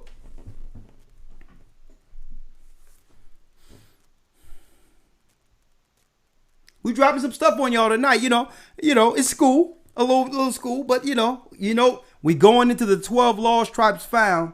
This updated this coming Sunday. We're going in from Egypt all the way to America. The history of Judah, Benjamin, and Levi. How we met the 10 tribes here in the Americas this coming Sunday. Huh? Zechariah 12:7. Yes, sir. Zechariah chapter 12, verse number 7. Come on. The Lord also shall save the tents of Judah first. Read it again. The Lord also shall save the tents of Judah first. He shall save the tents of Judah. What? First. First. Now, why did the Most High say? You remember that rabbi? Rabbi Itzhak Shapira said, there's a remnant. There's a remnant amongst the African Americans. You're not Africans. You're from the seed of Israel. Even their rabbi said it. I may play it again a little later. Why is he going to save the tents of Judah first? Why you think they're targeting the black community in America for this stuff, folks? Satan is coming after our people, knowing the light is here. That it was our people who were prophesied to change the world. Read it. In that day shall the Lord defend the verse 7. The Lord shall save the tents of Judah first, that the glory of the house of David and the glory of the inhabitants of Jerusalem do not magnify themselves against Judah. And he says he's going to raise Judah first so that the other tribes doesn't magnify themselves against Judah. Why? Because the other tribes traditionally are still a community. But you look at the blacks in America, we've been totally decimated. And if he brought us all together without us first establishing, getting ourselves together, the other tribes would overtake us and outnumber us and do what? Shut off the light. By default, because they're more intact than us, they would do what? They would consume us and try to fight against us. So he says, no. The other tribes, they in Catholicism and all this other stuff. Black magic and all that. Listen, while they dealing with all this other stuff, I'm going to have that Negro up in that church. He going to be up in that church. Now, he's not going to know everything. But he's not going to be controlled by the serpent's tongue, which is Catholicism. He's going to be making up his own stuff, but it's still going to be him. I'm going to leave him alone in these churches until the seals have been broken. And they're going to stay in that church. They'll have faith in me with little information to none, but they will have faith that my son will soon return. And that'll be just enough. They'll just believe. And through that belief, when the seals are broken, like we can go into that Bible and break every piece of it down because it's clear now. And there's going to be a remnant that will come out of those churchgoers that will change the world. And that's the advent of what you see that they want to coin or call black Israelites. It's no black Israelites at all. That's garbage. We're the children of Israel. See? While everybody was dealing with Asians, this and that, our people had enough faith through captivity and all that to stick with this Bible and go to church. Even though it was pagan, we practiced as much as we could the things we thought were right. And at the end, the enemy tried to do everything. He tried to flip the church where it was no longer a male presence. He put women all in position to cause all types of chaos. And then they let the letter people all run roughshod to control it and all that. Then they brought in prosperity. When we are 71% of churchgoers in America and they're dictating and they're actually morally imploding on purpose the church because they knew it was prophesied that leaders would come out of it with that same passion and love and spirit, but with truth. You have other nations come to our churches. You should just come to our churches just to view our services because it was a phenomenon to them. Like these people, we don't know what they're doing, but they're passionate about it. You ever go to a Catholic service? Have you ever went to a Catholic service? If that's not, listen, all due respect to Catholics, let me tell you, there's no spirit going on up in there. We're shouting and clapping out there. I mean, other nations used to come and say, where are they getting all this from? This praising and jumping and all. Where? You know what? Because it's the only, it kept us going. While you were oppressing us, destroying us, separating us. Guess what? That was our refuge. You couldn't take our God away. And the Most High knew that Judah would one day turn on the light like Nat Turner and look at those scriptures and say, you know what? This slavery is the Egyptian slavery. We're the same people. The positions of Pharaoh may have changed, but we're those same people. Gabriel Praza, Nat Turner. All of these people knew that we're from the seeds of Israel. And guess what? This guy says even more. He even said, listen, he said that the slave markets were filled with Judah. I'm bringing that in next. This rabbi. Come on, let's go. Come on, Lloyd, read that once more. Yes, sir. Zechariah 12, verse 7. The Lord also shall save the tents of Judah first, that the glory of the house of David and the glory of the inhabitants of Jerusalem do not magnify themselves against Judah. Now, why all of a sudden this Jewish guy publicly is coming out, even though, believe it, you know he's going to get ostracized for a lot of this. Because it's on his spirit, on his conscience. He must, before he leave this thing, he must, tell our people. He's passionate about it. He's like, listen, I have to tell these people. Because why? He said it. The Mashiach, who they call the Messiah, Yeshua, cannot return until these people realize their purpose. Okay? Now listen to this. Now I can go through the scriptures to break down what came out of his mouth, right? To confirm. Go to Revelation where it talks about the temple, measure without. Read like unto a rod. Let's get it. Revelation 11. Let's get it. Yes, sir.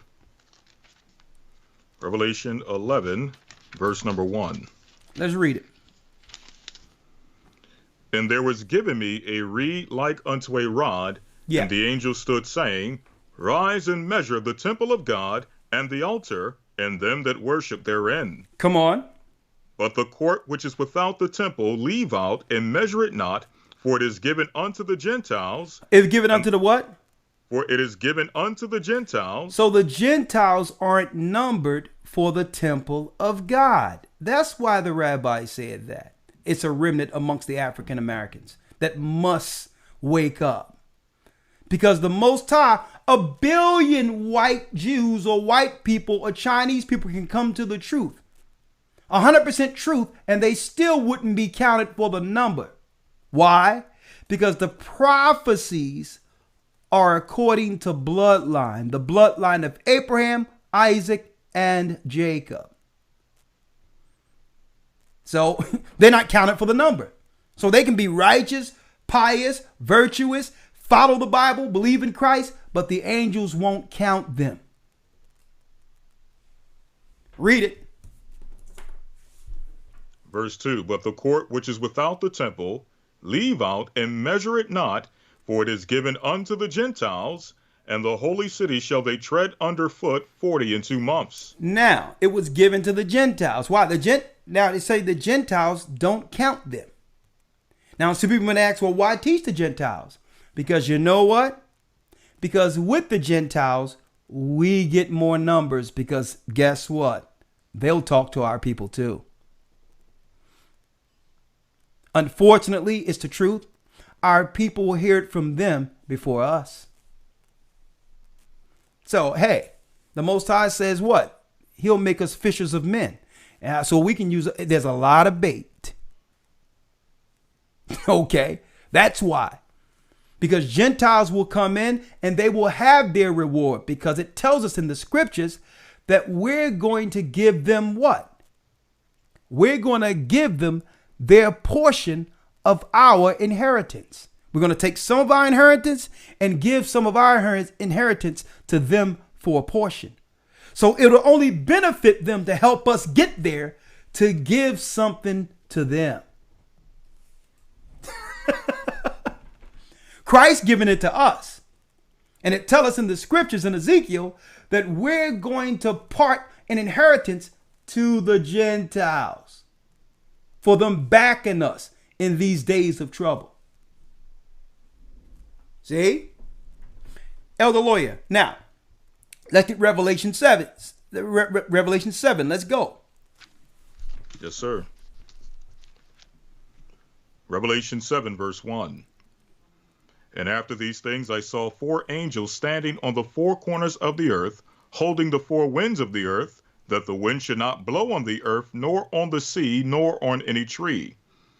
And I saw another angel ascending from the east, having the seal of the living God, and he cried with a loud voice to the 4 angels to whom it was given to hurt the earth and the sea, saying, Hurt not the earth, neither the sea, nor the trees, till we have sealed the servants of our God in their foreheads.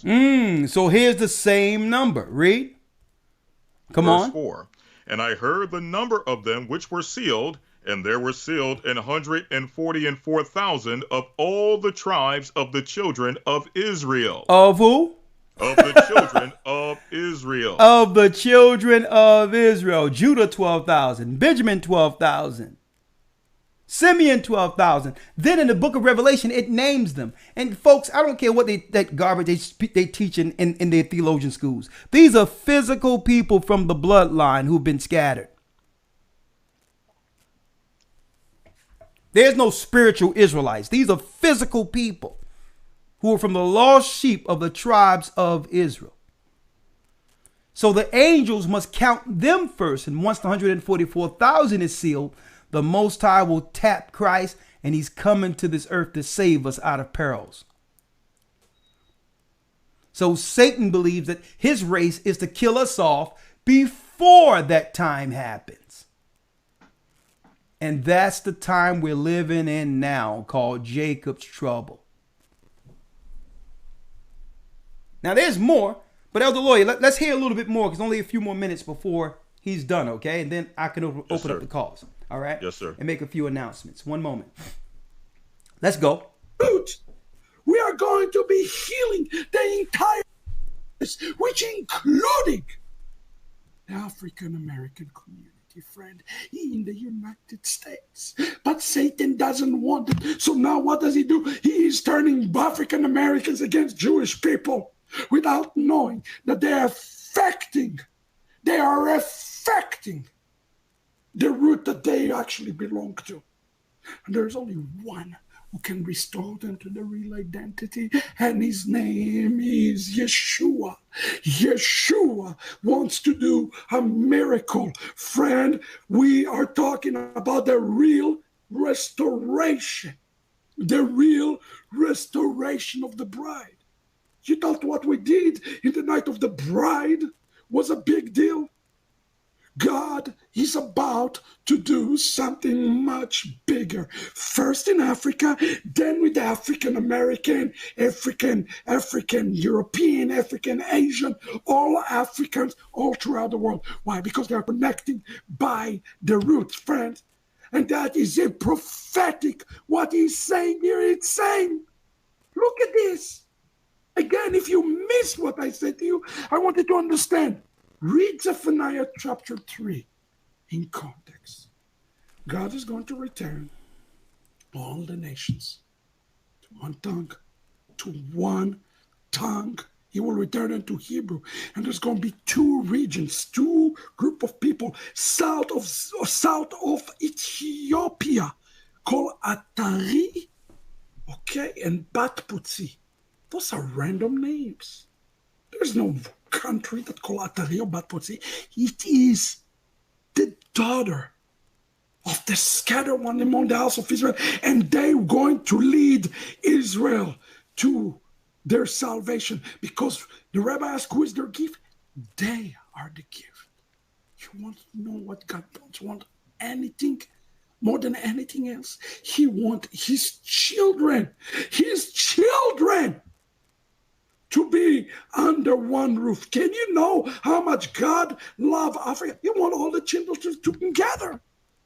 And that's why Yitzhak Abarbanel says, and I brought it intentionally, in Hebrew, he says this, and I quote you, friends, I need the African, American, and Africans to understand this today.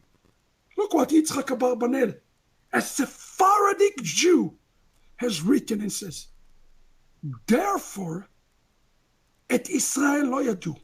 Those two nations, those two group of people, they are not part of Israel as we know it. It's a mystery, friends. They are scattered. They have name Atari, they can Batputsi. Today, if I go to the land and say, hey, are you Jewish? They don't act Jewish. They know very little. It says Shehem. Look at it. Shemot umot yadot. It's a well-known nations from the Cushim, from the Cushites. Okay? And look at what it says it's going to happen. Yitzhak Abarbanel connected Zephaniah chapter 3 to Isaiah chapter 18. Friends, look at the dots here with me. It says that those two regions, Yovilun, will lead the gift as the prophet Isaiah declared. Make yourself a note. Isaiah spoke about the same thing. Make yourself a note. We're going to see it together. Isaiah 18:1. When it says, I will ring. Woe to the land of wearing wings. Wings. Remember what God said? God said, I will carry you. We just heard it last Shabbat. Parashat Yitro. For Shavuot. I will carry you on eagle's wing. You want to know? I'm getting goosebumps right now. How they are going to be returning back on eagle's wing. He even the promise in Exodus chapter 19. He's speaking to the scattered. In the future, he will carry them. Look at this. Woe to the land of wearing wing beyond the rivers of Ethiopia. Look at what it says. They're going to be returning. And here is how we know they're returning. They're going to be doing something special. Remember what I explained to you a moment ago? That they're going to bring a mincha, an offering. An offering. Look what it says.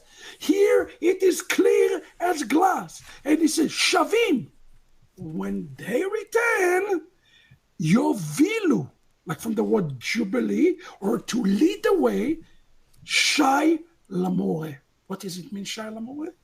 Make yourself a note of that. A gift when they unified under the work of the Shin Yud. When they offered, this is what he said, when they unified, when those people unified in bringing the offering, they will lead to Israel's salvation. Today, we're entering a new chapter. It's a chapter, listen to me carefully, friends. I am not kidding when I say that today. We have to call today from Africa on the African Americans to unify under the name Shin Yod. Now you probably ask the question, who is she? What do we need to pray for? Now you understand why God has put the African American community in such a mess. Because when they get their home in order and when they return to the root, it's going to bring the salvation of the entire house of Israel. Friends, a story like that cannot be told or written by anybody. So who is Abarbanel speak about the Shai Lamore? He says when they unify under the Shai Lamore, which speak about here in Isaiah, it's actually Shin Yod. Let me put it for you so you understand what it is. Shin Yod Lamed Vav. Shiloh. Shai Lo. When they unify themselves from Africa to the rest of the world that is rooted in Africa, when they united themselves under the name of Shiloh, they will bring Israel to salvation. Who is Shiloh?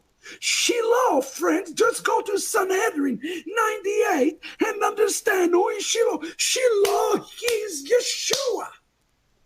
Shai, a gift to him. When the three magists came to Joseph and Miriam, what did they give? Shiloh. They gave gifts. Remember, they gave the gifts.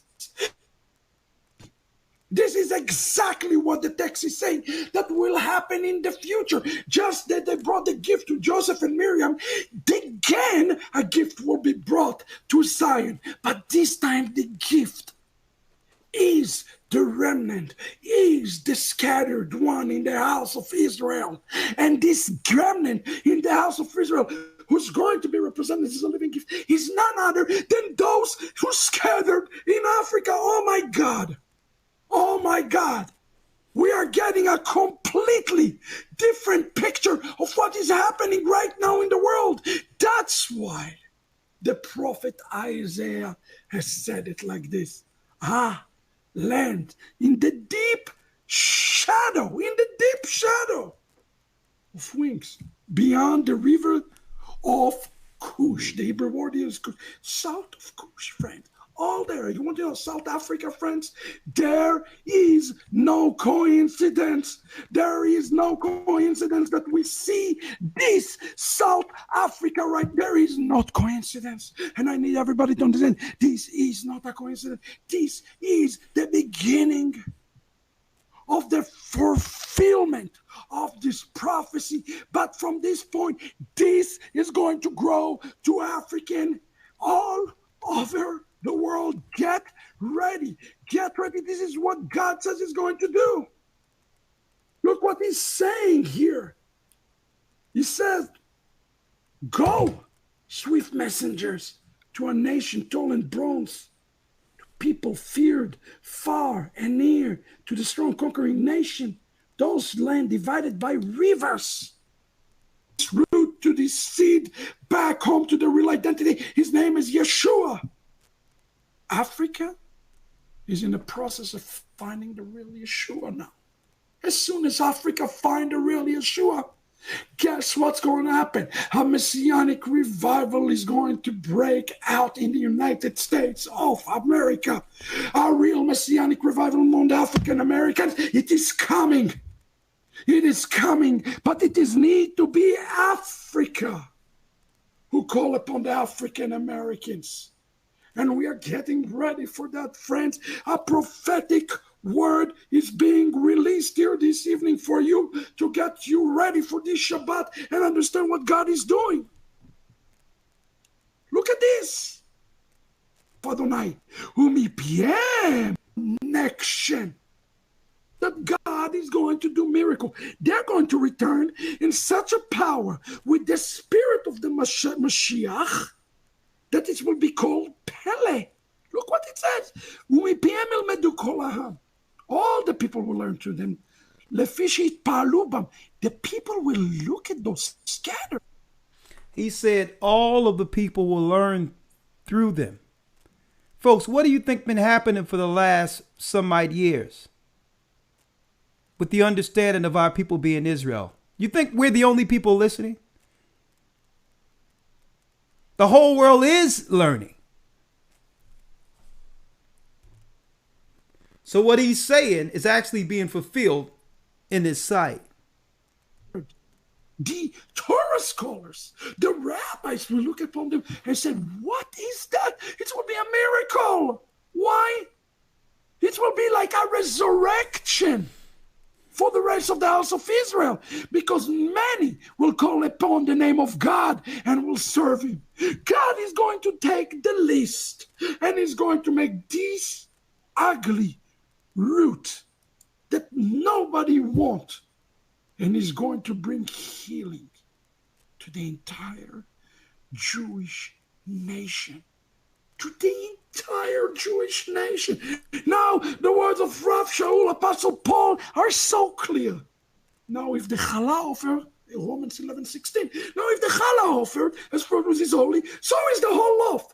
And if the root is holy, so are the branches. Now, listen up. Shabbat is coming. We are going to do something prophetic this Shabbat. We're going to have the entire team from Africa leading the Torah service. This is going to be amazing. The team from Africa will be lead the service. And then there will be a joint prayer meeting. I invite the entire world to join us 9 a.m. Shabbat morning. Africa and African Americans. Because the revelation that I'm giving you today is not Rabbi Shapira. Heavens spoke to me. Heavens spoke to me. And he told me, change the plans for this Shabbat. Change everything for the Shabbat. Something supernatural is about to happen with Africa and with the African American community. Let me say it again. Something supernatural is about to happen with the African American community. I have given 1,400 messages. I never once addressed the African American community. But tonight, I am. I wanted to put that out there for you all real quick, where it says, surely our fathers have inherited lies. Now, does this guy does he have everything? No. Is he in line with the gospel of Christ concerning the children of Israel being the lost sheep of the house of Israel? Absolutely. Absolutely. Now, of course, his doctrine isn't absolute, because why? The Most High would bring his doctrine through his church, through his people. But the Bible is making it clear. It's prophetic when the Most High said, surely, when the nations will come before you and say, surely our fathers have inherited lies. That's right. Jewish confessions that the Jews, the Israelites, the scattered black Americans are in fact from the tribe of Judah. Okay?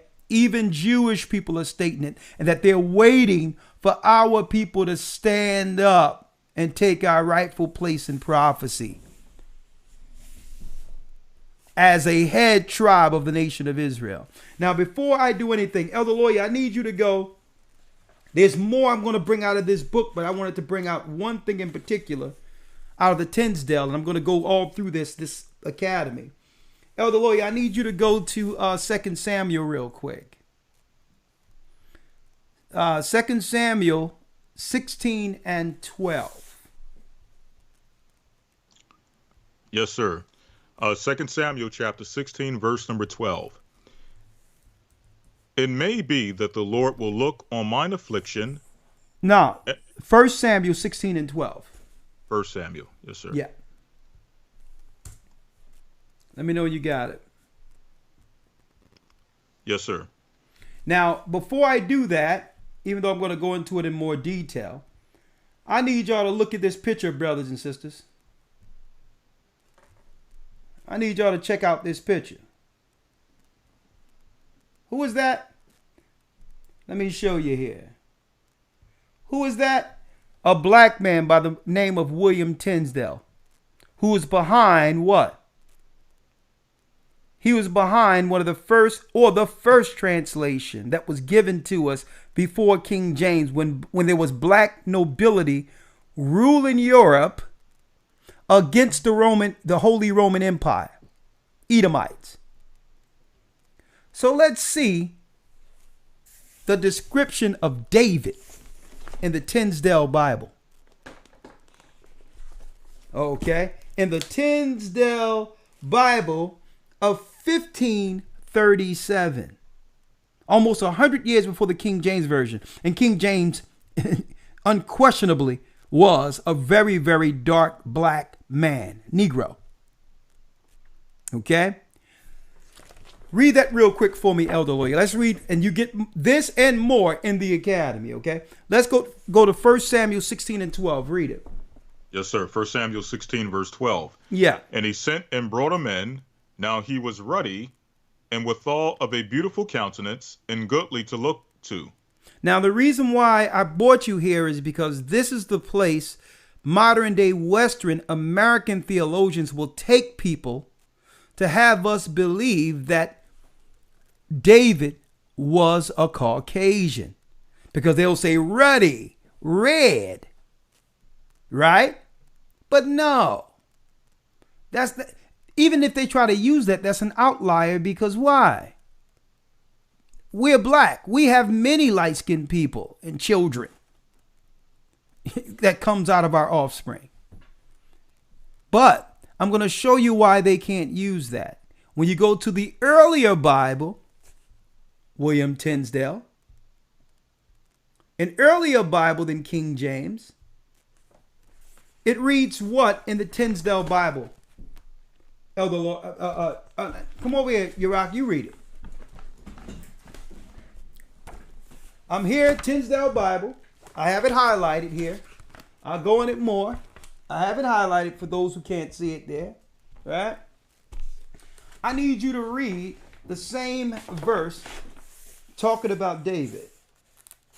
I'm in Samuel 16, 1 Samuel 16. And then Samuel said unto him, right? Let's go. All right. 1 Samuel 16 and 12. Yep. Then Samuel said unto Isai, send and fetch him, for we will not sit down. Isai is Jesse. Read. Till he be come hither. Read. And he sent and brought him in, and he was brown. He was what color? He was brown. He was what color? He was brown. He was what color? He was brown. He was brown. David was brown. Read. With goodly eyes. With goodly eyes. And well favored in sight. And well favored in sight. The William Tinsdale Bible tells us, before the King James Version, that David was a good looking black man. So it's all coming out now. They can no longer lie and hide the facts. So there's no excuse for our people not to step to the plate. The world is waiting. Anything else you like to say before I bring in Elder Gabar and then open up the call line? Elder Lawyer. No, sir. All right. So let me, 1 second. Let me open up the call lines, and then I'll bring in Elder Gabar. Hold tight, and I'll bring you right back, okay? Yes, sir. Sounds good. No, okay, great. 1 moment here. And let me know if those songs are available. Just let me know, okay? 1 second, folks, while I open up the lines for Blog Talk. Here it is, here.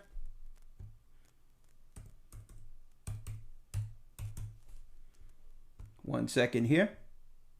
Let's do it.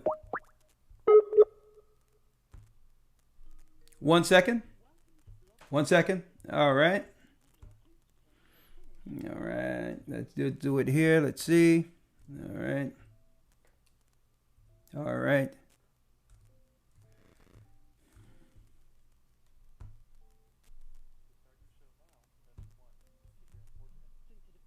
Back into a live show, we are reconnecting you now. Your show will go live in 5 seconds. 4, 3, 2, 1. Blog Talk Radio. Okay, we're live on Blog Talk, and you can call in. Some people are in already. All right. All right. Let's get Elder Lawyer in here. Show. Reconnecting you now. Okay, shalom, Elder. Can you hear me? Shalom, Elder Gabar. I see you loud and clear. I see you. You have anything to say on some of the information? I seen you earlier and didn't tell you that the bombs I was bringing. I spontaneously sprung it on you all. Go ahead. I'm listening. I got a lot to say. Oh, praise to the Most High God.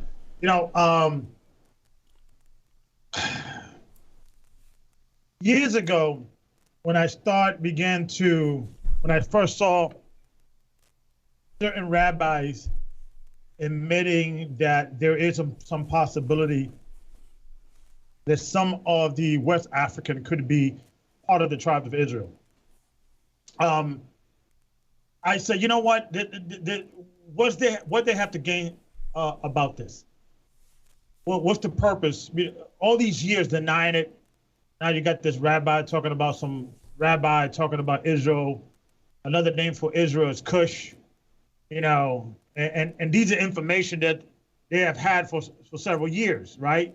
And now they're coming out. Oh, by the way, we have in our writings, because he was quoting all rabbinical writings, that Israel is going to be found behind the Jordan in Africa, right? And obviously, we could find in the Bible, in Amos 9 and 7, are you not like the Ethiopia or the house of Israel? So we knew that for years, right? Mm-hmm. So what's the purpose and why are they coming out now? Because this is not new information. What's new is now this information that we've been shouting from the top of our lungs for many years. Hey, there's history here. There's biblical prophecy here. You guys need to look at. That there is this, real evidence here that we need to talk about. And now many, now you earlier you saw the stacks, 4%, 6%, 90%, and so on. Knowing that that's really the all the other questions was really targeting. All the other questions was only side questions just to masquerade the whole questionnaire as an overall of the conversation. But really the target was the Israelite question, right? Mm-hmm. And it's funny because, you and I have been doing this for a while, right? And I remember when, back in the days, and we got like a mention in the media or a message in a magazine or in a some form of news article. We'll start flipping. It's like, you see, they know about us. Yeah. I remember we got excited about with his name, with the Jerry Springer, right? When the Israelites were in Jerry Springer, when the Israelites were in Black Watch, and I remember when we used to just get any form of media intention. Mm-hmm. It was like any day now, Christ is coming, right? And the excitement of that, because for many years, this was literally blackout. There was no conversation about this. You couldn't even pay someone to talk about this, right? But now, that's all they're talking about. They're doing surveys. The Israelite identity is part of the American experience, People know, oh, those guys in the corner. We're part of the Americana conversation now. Yep. And so it's just funny for someone that's been doing this as long as I've been doing this and know this information. What now you got from that, we could even have articles and discussion about Jewish people denying that Africans are Jews.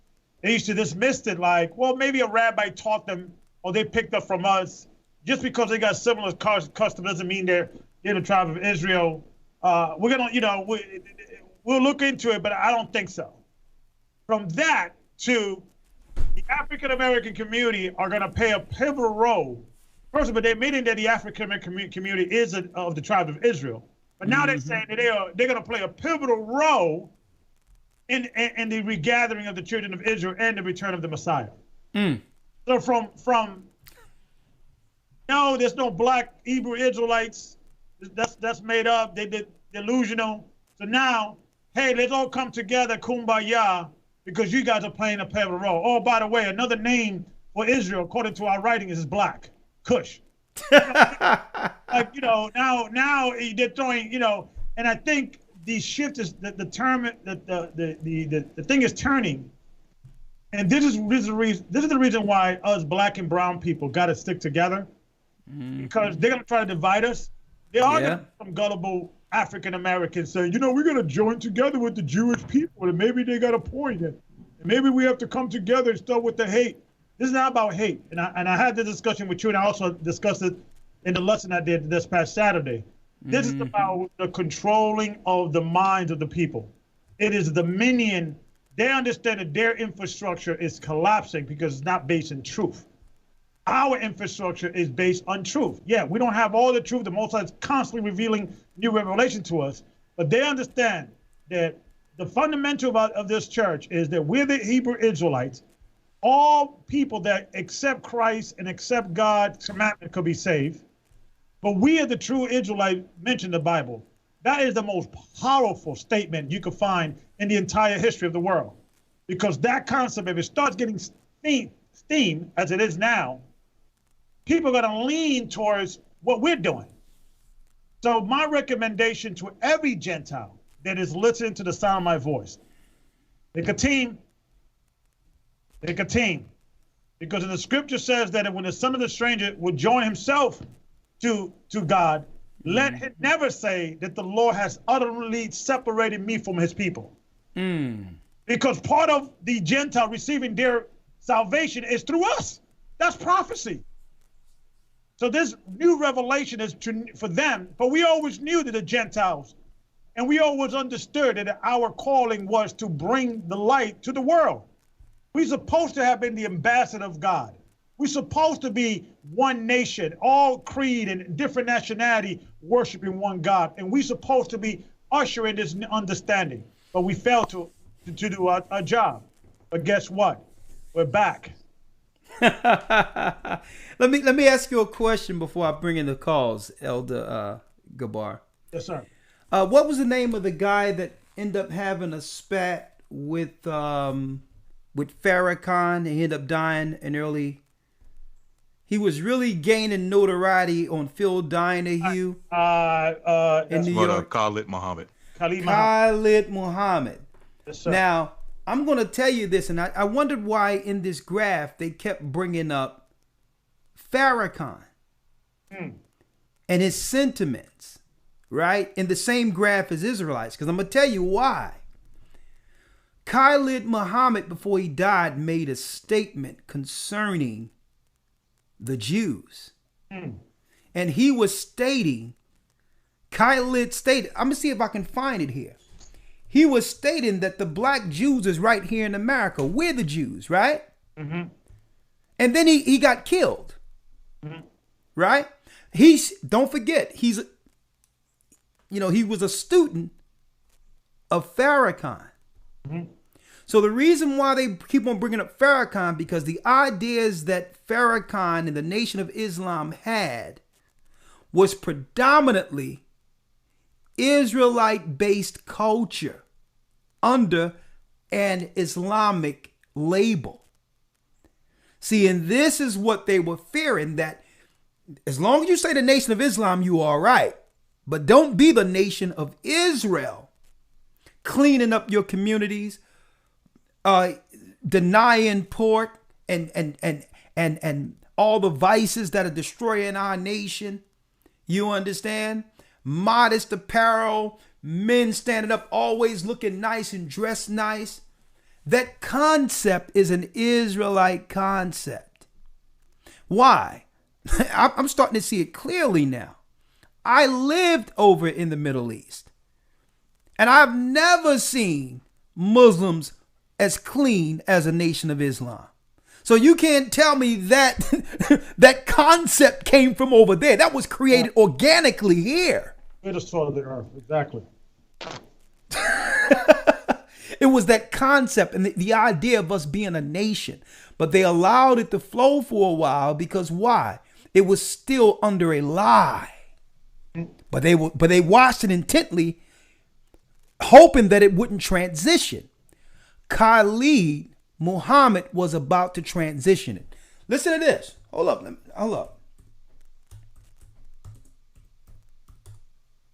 Let me see if I got it here. 1 second.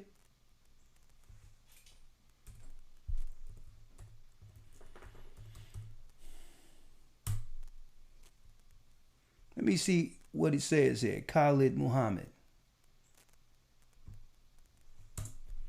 I seen it the other day. I probably have to just, let me see.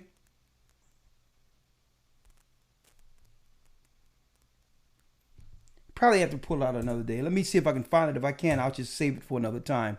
I'm sorry, folks, but this is spontaneous. Just bear with me.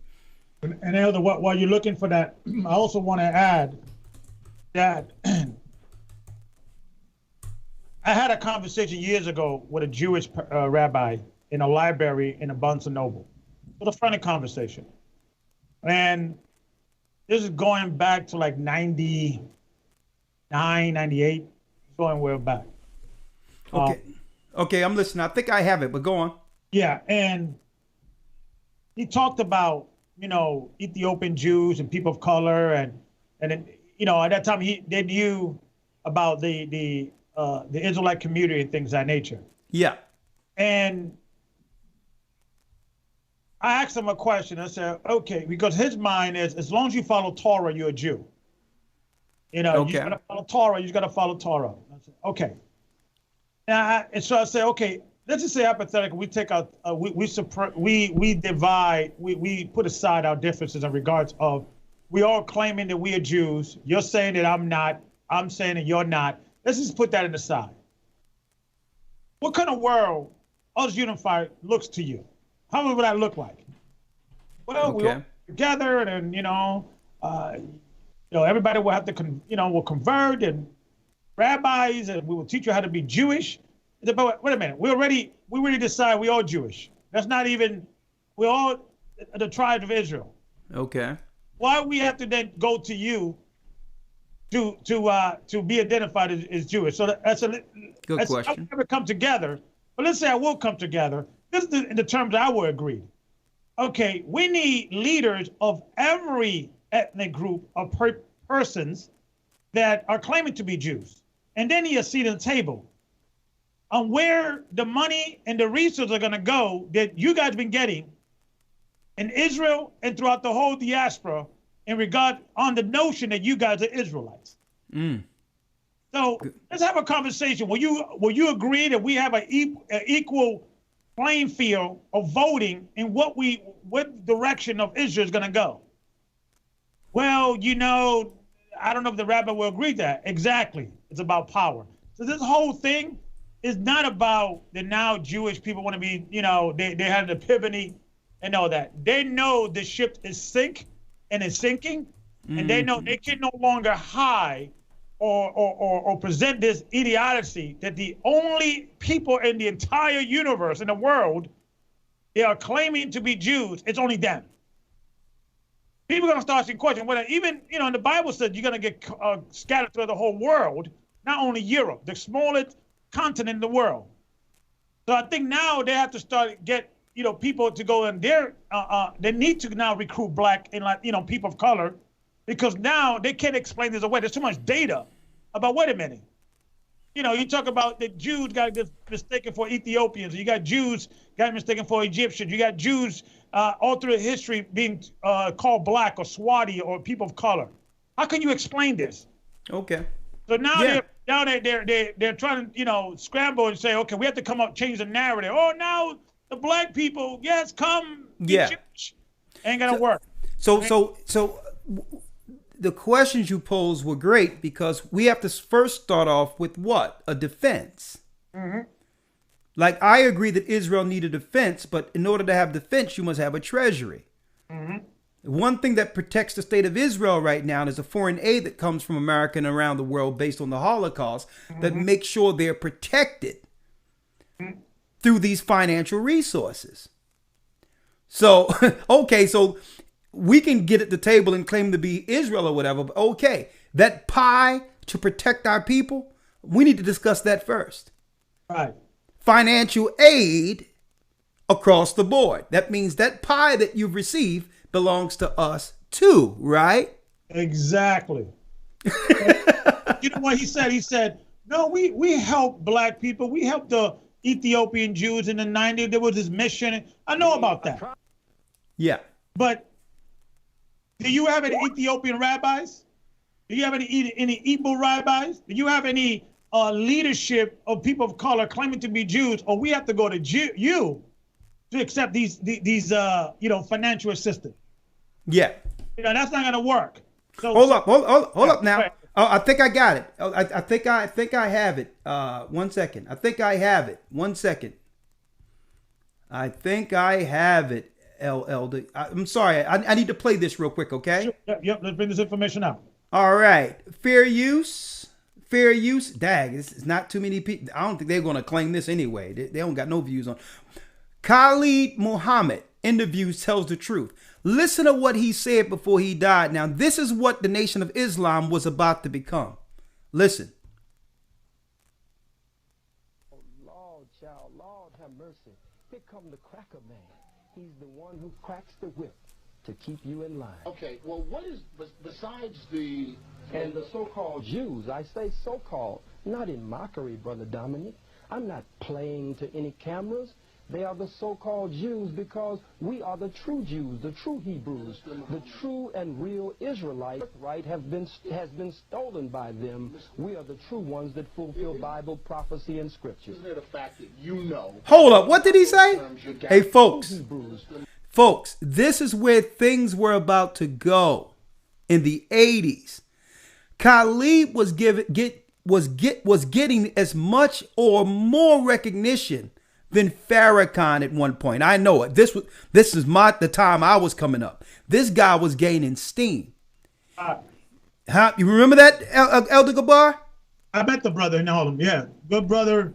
And he had a song about him that you could tell he was going places. Yeah, he was on his way up. Don't forget the Nation of Islam was on its way down after the death of Farrakhan. I mean, the death of Malcolm. This guy popped on the scene at the same advent. At the same time, they were recreating the Nation of Islam to make Farrakhan the next leader. Right? Fair use. But listen to what he said before he died, folks. This didn't just start with YouTube, folks. This guy was about to change the Nation of Islam into the Nation of Israel back then. Listen.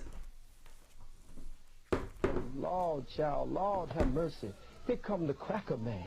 He's the one who cracks the whip to keep you in line. Okay, well, what is, besides the... And the so-called Jews, I say so-called, not in mockery, Brother Dominic. I'm not playing to any cameras. They are the so-called Jews because we are the true Jews, the true Hebrews, the true and real Israelites. Right has been stolen by them. We are the true ones that fulfill Bible prophecy and scripture. Isn't it a fact that you know by throwing out those terms you're guaranteed press coverage? I'm not throwing out terms. I'm fighting age-old enemies, and I'm planting seeds in the minds and hearts of the youth and the masses of my people that we will not make the same mistakes again. As they say in the so-called Jewish community, never again, never again. What happened in your life that gave you your personal experience, your perspective on Jews in your lifetime? Study, experience, living, studying the teachings of Dr. Yosef ben Yaakman, studying the teachings of Dr. John Henry Clark, studying the Most Honorable Elijah Muhammad, Minister Malcolm X, the Honorable Marcus Mosiah Garvey, and Dr. Louis Farrakhan, Dr. Barashango, and Browder, and Akbar, and many others. There are volumes of material, and even studying the book called The Secret Relationship Between Blacks and Jews, a book that thick with nothing but so-called Jew historians and scholars who explain their role in the black or the African Holocaust. Do you have a Jewish friend? No, sir, I do not have a Jewish friend. I am the black Jew. I am the black Hebrew. I am a member of the family of the black Hebrew Israelites. But it's... Hold up, hold up, hold up, hold up, hold the horses, Elder Gabar. Didn't Sanetta say that he was one of the guards for Khalid Muhammad? Gabar, I can't hear you. Turn that mic up. I'm sorry, Elder. Yeah, absolutely. When we did the Kevin on trial, I'm saying, but Sanetta is telling people that he grew up under the wings or under the tutelage of Khalid Muhammad. So if that's the case, how can he be pushing back against Hebrews when his teacher said that he's a Hebrew? Dr. Ben was a black Jew. Dr. Ben, a lot of people don't know, he was an Afro-Latino. He grew up himself, in the Caribbean. Man, we got a whole nother show. We need to sit down. We need to talk to Sanetta. We're gonna construct that conversation. That conversation need to be had. All right. But Dr. Ben's name, Dr. Ben. Ben is short for Ben Joseph. Yeah. Yeah, the son of Joseph. Yeah. Well, Ben is son. Ben is son. Yeah. Well, hold on. Let me answer the calls now. It's a lot of information came out tonight. Jewish confession. Judah is Africans, and I wanted to put this out there. And Elder, I just want to also bring out. You want to also talk about the callers coming in, but guess what? History is replete. What was the last speech before Malcolm X got killed? It's called the Valley of the Dry Bones. The dry bones. Remember that speech? Yeah. You're the Jews. You're the lost tribe. And yeah. was one of his last speech, and he got killed. And then Khalid was talking about that we're the Jews too, and then he got taken out. I'm not a conspiracy theory, but sometimes you got to follow these patterns. Yeah. And no soon as the truth began to come out about people, all of a sudden there's assassinations. Folks, this is way bigger than any of us can ever understand. I'm going to tell you this right now, folks. I'm going to tell you this right now. Because why? They'll make people believe, like Elder Gabar was saying earlier, they were trying to make it seem as this was just something that can easily be dismissed. Them guys, it's a cult. When they know this was a defining, pivotal prophecy that would change the earth when black Americans begin to stand up as the children of Israel. They always understood that. And they want us to believe that because of YouTube or the internet is the beginning of when our people began to stake claim to this identity. You know what? Because they cannot hide it anymore, they have to now admit it so that they can get in and stare it. Right? So now it's admitting to some degree, but you still have to watch the intentions, because why now when we don't need your voice anymore?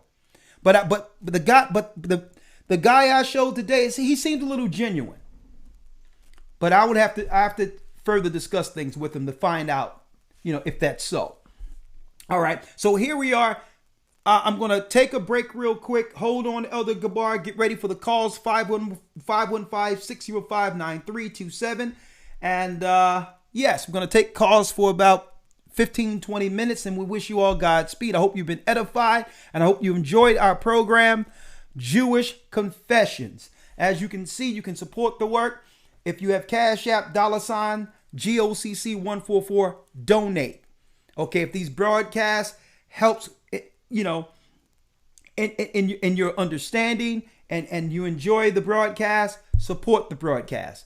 $ GOCC 144, donate, or you can go to gatheredofchrist.org, hit on the donate if you don't have Cash App, and the options will drop down. One of those options, I'm sure you'll be able to support the work if you would like. Hold tight. We'll be right back with the calls. One moment. Man, this is deep. They've been suppressing this for a long time. Hold on. The Bible. Is it hard to understand? When it comes to reading the Bible, the first thing that comes to mind is the fact that this is the Word of God. The seals have been broken, and the truth is here. And when we go throughout the scriptures, when we go throughout extra biblical records, we find that the language that God employed, that He used to create the heavens and the earth, was the Hebrew language. Christ said, I came for the lost sheep of the house of Israel. But yet no one, no religious leader, no religious church out there anywhere can now identify the 12 tribes of Israel. Can we? God is quite simple, but it seems as if man makes understanding Him hard. What are those mysteries? The truth of your book and the truth will make you free. The Hebrew and Bible Academy. You're invited.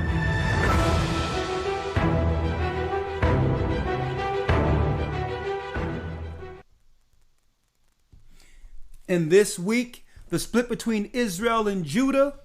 That's right. The split between Israel and Judah. The split and the gathering will be going into this week. This Sunday, and beyond any shadow of a doubt, we're going to prove who made Egypt great before the Israelites were a nation. This coming Sunday. 337 area code. I see you there, Sunshine. Just hold on. I'm going to make sure I bring you in a couple of moments because you have us on speed dial. If you have something to say on the broadcast this evening, make sure you hit 1 if you're in queue. That a question mark pops up to tell us you have what? A question or comment. So if you want to say something, hit 1 while you're in queue, and that will put you in queue to be on the broadcast. Let's first start with 337 area code 337.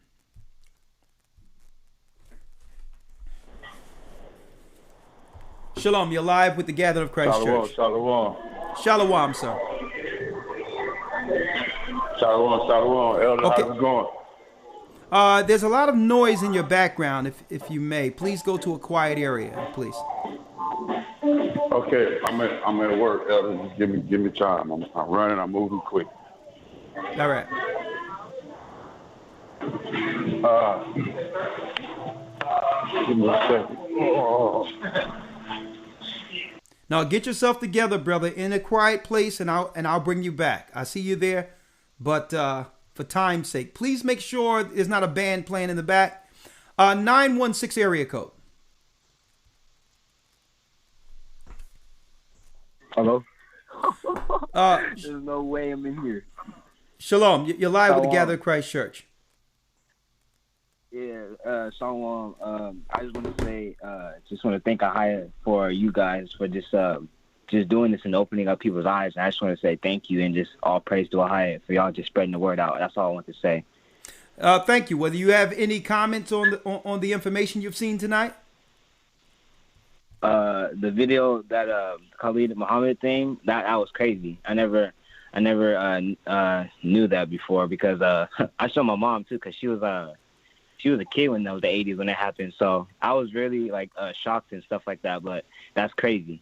Yeah, man. Hey, man. There've been many brothers that came before us shouting this truth at the housetop. Yeah. At the top. But I'm gonna tell you, it's been suppressed. They've been using all these other religions to keep the true understanding that would free our people. To keep that suppressed. They were working. I don't care. They don't care if you're Baptist, Holy Rollers, Seventh-day Adventist, Muslim, atheist. As long as you don't say you're an Israelite, you're okay. But hey, through the Spirit of the Most High, we're finally broken through. Okay? All right. I'm going to place you on hold. Yeah. Yeah. Alrighty. All right. I remember years the Christian church was so big and vibrant, and they was getting it on. They was actually just they had the black community, and it seems like we were just like Elder Gabar said, like a small little just insignificant voice. And look what the Most High has done. Right? Let's see. 916. They underestimated the truth. 916 area code. Shalom. 916. Okay, I'm going to 667. 667. You hear the rabbi, I don't know if you missed it, Iraq. He said, this is what's really going on with the black community, the wickedness. And the rabbi was saying that this is what's really going on. He said, because he was just saying, you want to know why there's been a rendition targeting our community? It's because of the lost sheep. We need to stand up. And when we stand up, this remnant, salvation comes to the earth. Right? Man. The rabbi might be in our classes. 618 area code. Shalom, elders. How y'all doing this evening? I'm blessed by the Almighty. Yourself? Thanks for asking. I'm doing well. All praises. I'm listening to the lesson and just looking at how, the rabbi was talking and what Elder Gabar brought out. It actually seems like they're playing a part of the role of the Samaritans. Like if you look at the Josephus, how it talks about whenever a blessing would arise, they always wanted to attach themselves to us. But whenever a curse was around, they always wanted to try to deflect and try to say that they wasn't a part of us.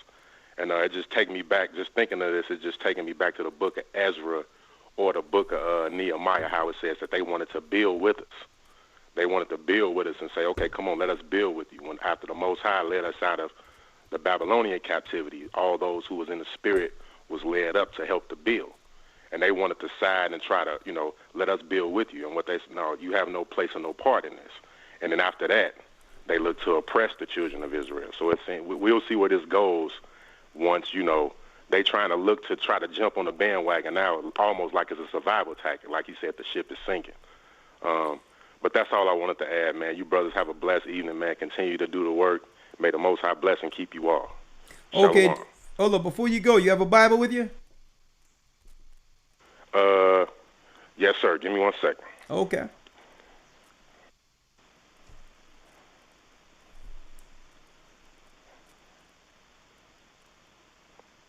All right, I'm there. Where we at? Now, it could be either way, right? But let's see what the Most High said to why Gentiles are going to start coming around, right? Okay. Elder Gabar, him and I was speaking, and there's a lot of revelation that's going to open the door, because what we can't do is be like them once it's clear we're the guides for earth, right? We can't, right? So let's just say, for argument's sake, that rabbi is 100% genuine in his concerns and what he's seeing as prophetic, that blacks are needed to bring forth this salvation. Could it be this scripture here? Go to Ezekiel 47 and 21. Let me know when you're there. All right.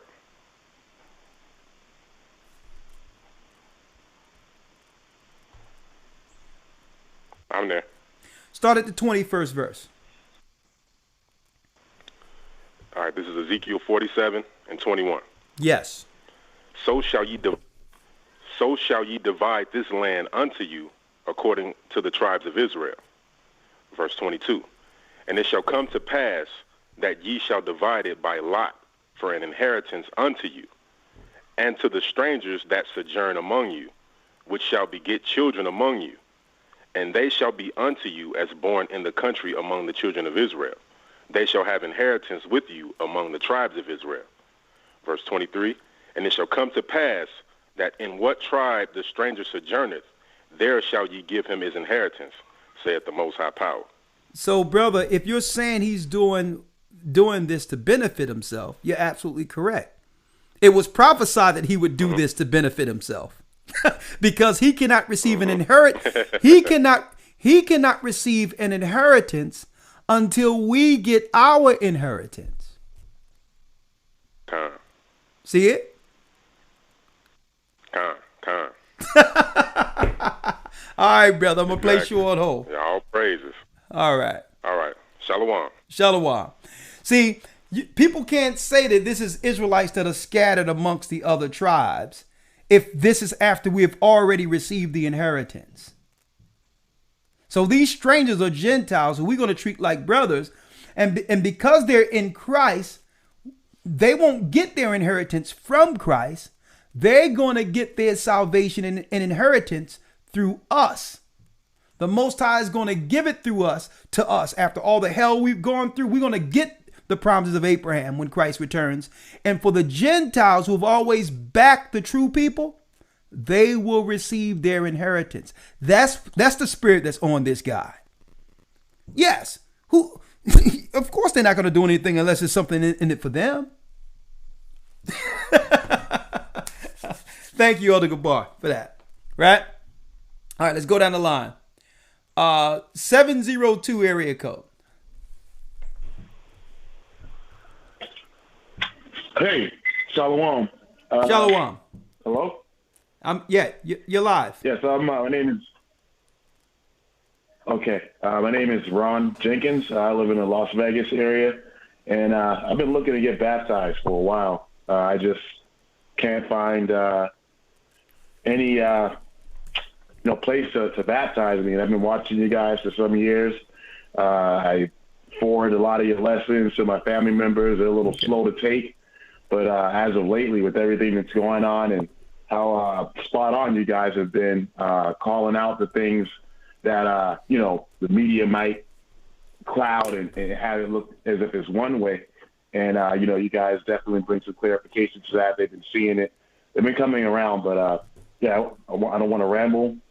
I'm just wondering how I can get baptized, perhaps by some members, or if there's anyone in a church that I can be connected to here in Las Vegas, so that I can get in covenant.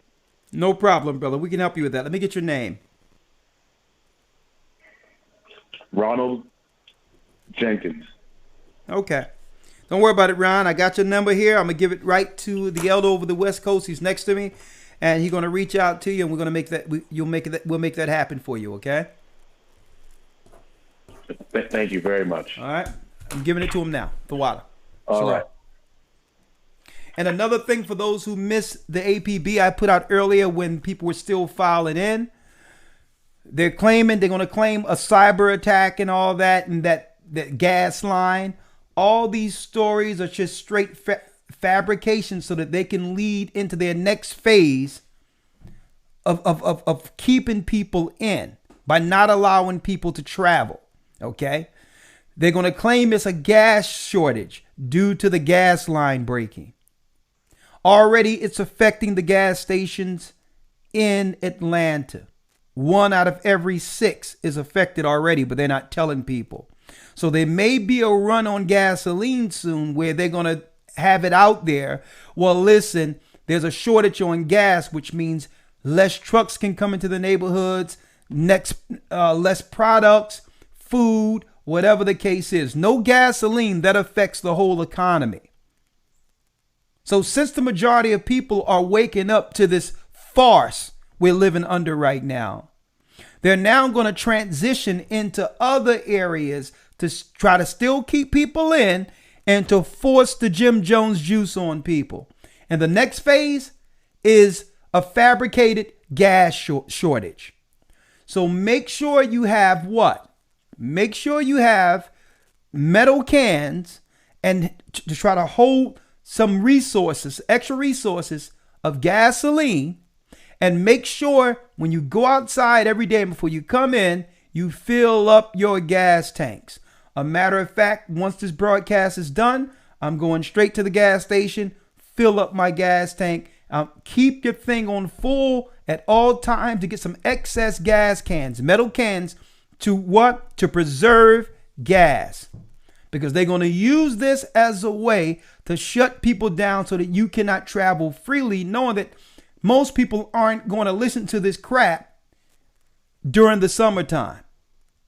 So the best way to keep people from traveling and doing all this, continue to punish the population, is to use, that's right, a canned gas shortage.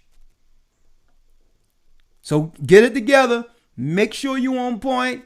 And through this, hey, if they can claim artificial scarcity of gas, all the prices for everything goes up automatically. It inflates all the prices. Okay, so make sure you get yourself some extra reserve of gasoline and food, because what? No gas, no trucks to bring food. Domino effect. So let me put it out there for you right now. All right, next call, 313 area code. Well, you can use the plastic cans also, but the plastic cans don't hold as well as the metal cans as far as the it sort of dilutes the power of the gasoline through time. Okay. Hello? 313 area code. Shalom, Elder. Shalom, you're live with the Gathering of Christ Elder. Church. Shalom.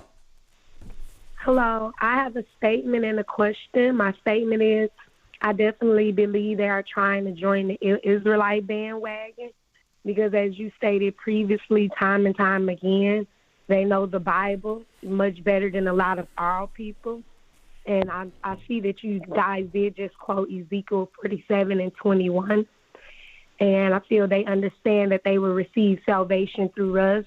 And I found another verse pertaining to that in John 4 and 22. For salvation is of the Jews. So I definitely believe they know that. That's why they are trying to join the bandwagon with us to give us a bit more knowledge on that. And that's pretty much what I wanted to say about that. And then I had an additional question for you. Okay. And that question is pertaining to cremation. I am a part of the body here in Detroit with Elder Dale. And my question about cremation, I definitely understand, we're not supposed to get cremated. Yeah. But for, family that was unaware of that, that may keep the cremations in the house. Do you believe, does that harbor negative spirits in the house? There's nothing. Those cremation remains? Well, the whole thing is that all goes into ancient, what you would call idolatry. Well, you're supposed to put dead people back in the ground, from dust to dust. From the dust we were made, to the dust we go. So usually when you look at the Eastern pagan, what you would call idolatry, they would put their loved ones in urns in beliefs that an apparition or something would actually be able to come from this thing. And they would talk to it sometimes, their dead parents or grandparents in urns. That's idolatry. That's sickness, okay? That's idolatry. That whole, when you go into that, it's all satanic paganism, heathenism. You're not supposed to burn bodies because the pagans and the Vikings did that to do what? They would burn to sacrifice their ashes to the gods. So that whole thing, I mean, there's earth everywhere. It doesn't make any sense to be burning bodies when we're living on earth. There's earth everywhere. There's no scarcity of earth. So no, it's sacrificing to the gods, and it's a total sin against the Bible, against God. Okay, from the dust we come, and from the dust we will form, and to the dust we go. We go back to the ground. You're not supposed to be burning up your people. That's total disrespect and dishonor to your family. The Romans did this. The Greeks did this. A bunch of freaks and heathens. Okay? So. Okay. All right. Yeah, hopefully. All right. Thank you for the edification on that. All right. I'll go into a whole lesson on that soon about burning bodies to the gods. And then you taking them home in an urn from a dead place and placing dead people in your house. Only heathens can come up with something like that. But I'm going to go into the whole history of that. Rome, and it's part of their perversion too. I'm going to go into all that very soon. Part of their Roman festivals and all that, conjuring demons and all that. But, I'll go about that in an entirely different lesson. Disrespect to the dead, we're going to call it. Thank you, sister. Thank you. Shalom. All right. Shalom. 314. Yeah. Hey, you just knocked over Uncle Charlie. 314 area code. Hello. Shalom. Hello. Shalom. Shalom, Elder. How you guys doing tonight? We're blessed by the best, and his name is AHAYAH. Talk to me. I just want to say that the lesson, man, it was wow. It was beautiful. Praise the Most High. I'd like to talk to the body about the academy, right? Yeah. You know, you guys bring it so much, man, on Wednesdays and Sundays, and then you talk about the academy. And I think people be like me before I joined the academy. I've been in the academy. This is my sixth one, right? So you guys bring it. And my thinking was like, man, what could they possibly bring that they ain't bringing on Wednesday and a Sunday, right? Man, it couldn't be, But, man, look, so when the first time I got in the academy, I was trying to do some, work and stuff and do stuff and halfway listen. And the first things that you said, I'm like, man, what did he just say? I said, hey, man, I'm going to have to call y'all back, man. I need to listen to what he's saying. And ever since then, it's a whole level of learning, man. And I think people be like me, because I was skeptical. Man, what could they teach that they not teaching on Sunday and on Wednesday? But, man, I just want to tell the body, hey, man, that academy, if you think that lesson tonight, which was edifying, man, that lesson tonight, you bought it like y'all always do. Y'all put y'all time into it. And we all, the whole body, I speak for the whole body, we all appreciate y'all, what y'all do, man. Thank you. It's truly beautiful. We're all blessed to be a part of this family and learning the truth. But, man, thank you, brother. I'm talking to the body, man. I'm talking to the people, man. Hey, man, if you were skeptical like I was, and be like, man, they bring it on Sundays, they bring it on Wednesdays, what else could they teach, this and that? It's a whole nother level, man. That academy is a whole nother level, and I encourage everybody to get in. I would like to sponsor 3 people, too. Okay, man, I'm going to hold you to that. Hold on, let me get your name. Somebody going to be happy. My name is Byron Perkins. Byron. Oh, yeah, I think you got it mixed up. If people think we're giving it out, well, we giving out some serious information, and we do on Wednesdays and Sabbath. You get into those classes on Sunday, and you would think that, okay, how far can these lessons, what next level could be beyond these Wednesdays and Saturdays?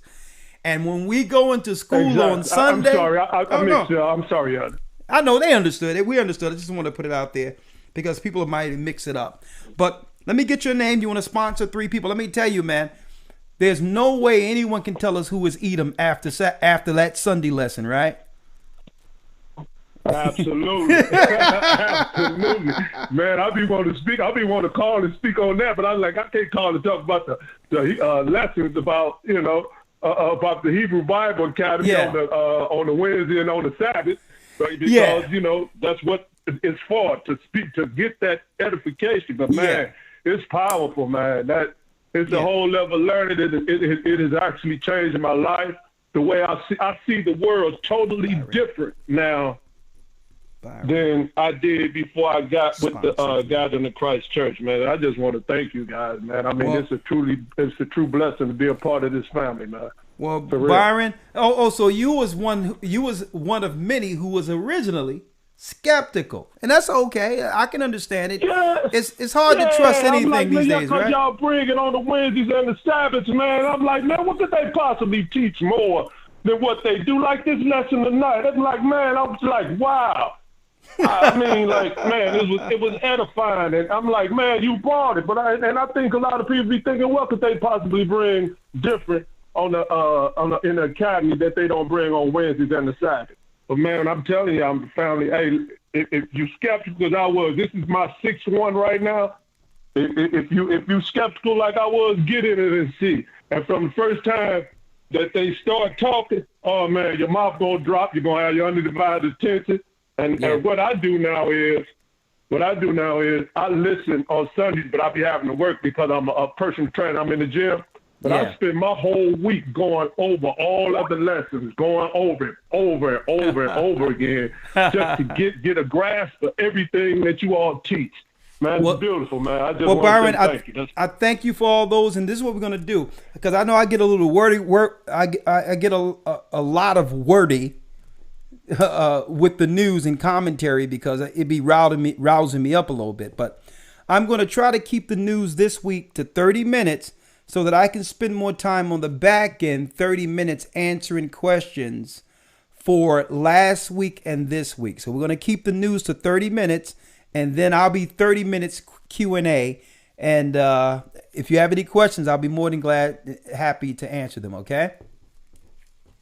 All right? Okay, cool. Thank you, bro. No problem. Thank you, guys. I really appreciate you guys. And thank you for all your support, man. We really appreciate you. Shalom. And one thing...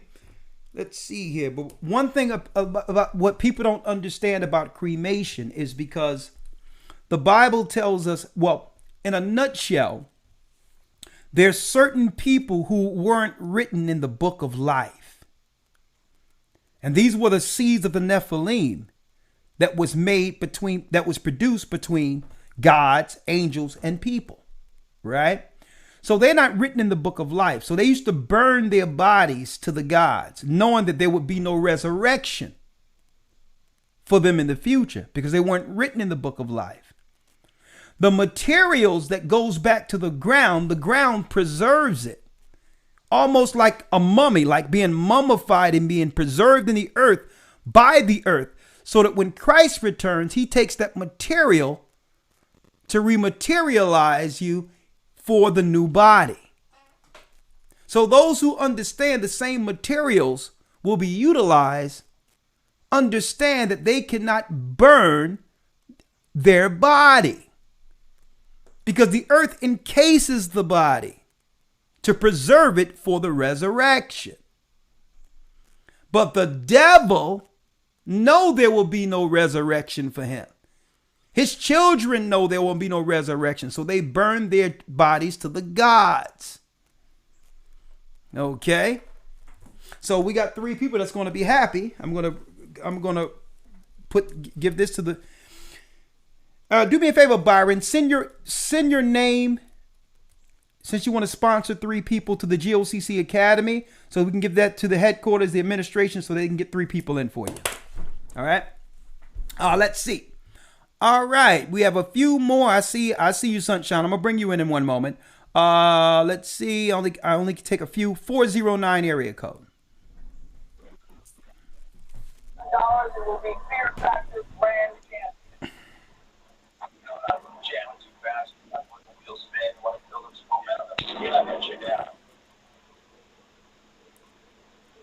$409.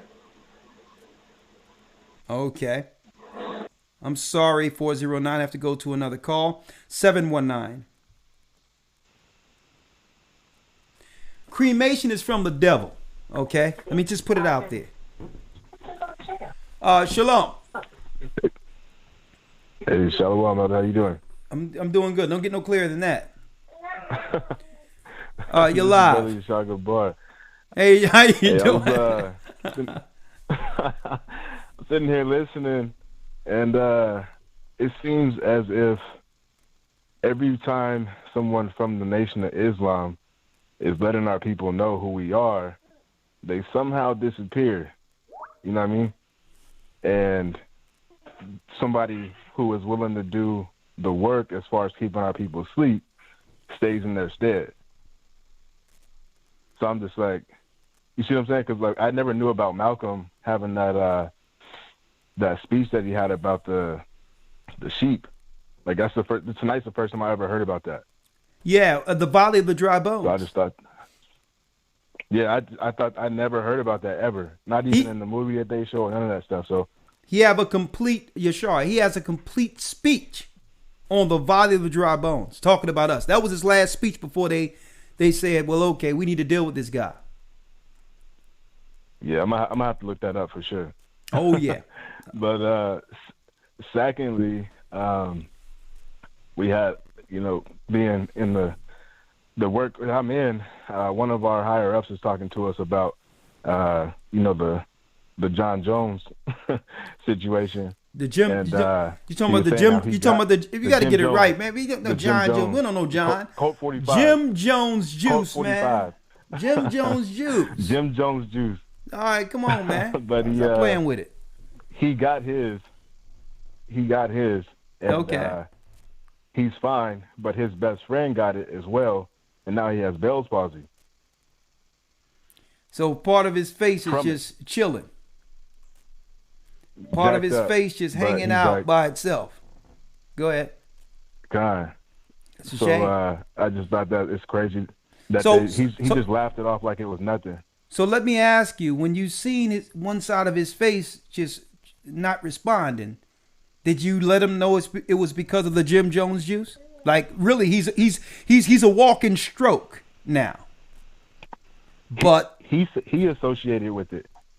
He know it. He know that was a side effect. Con. And. Con. But he can travel now freely, so he's okay.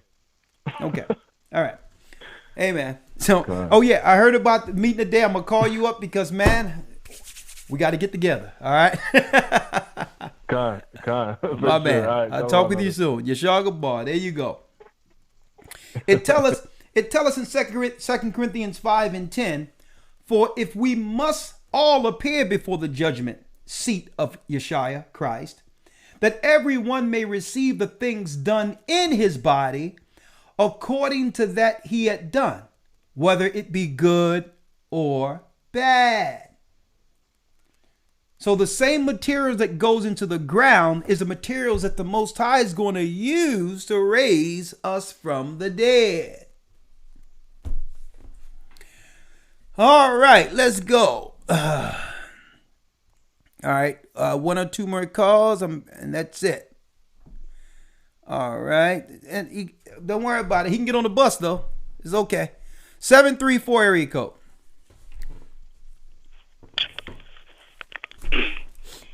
Elder.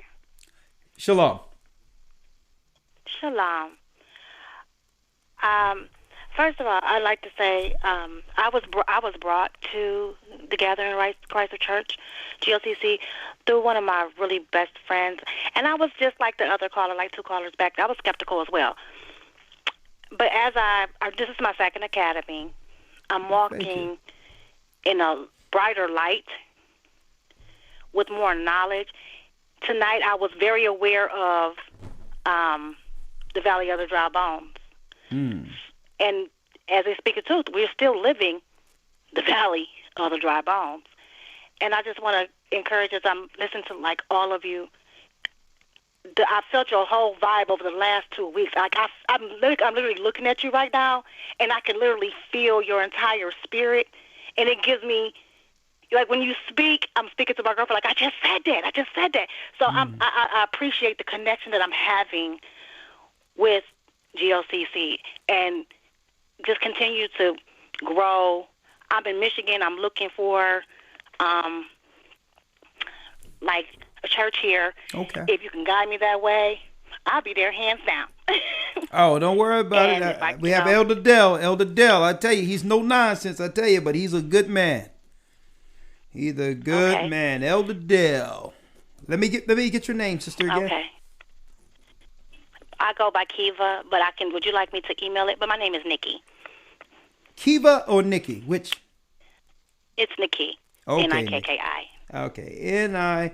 All right, Nikki. What we're going to do is we're going to give this to Elder Dell, and he has a stringent screening process now, like any church he want to make sure he's safe. One thing about it, when people come into that congregation, you very rarely see anyone leaves. So I don't plan on leaving at all, sir. Hey, he looks out for these people. So if he gonna just make sure that you're safe, if you're dealing with any other doctrine, anything like that, he don't play around like that. He want to make sure. So he's gonna ask you some questions to make sure that you can be preserved like the rest of those who are part of the body. Beautiful body there. I mean, over there in Detroit, oh my goodness. The Kraft family.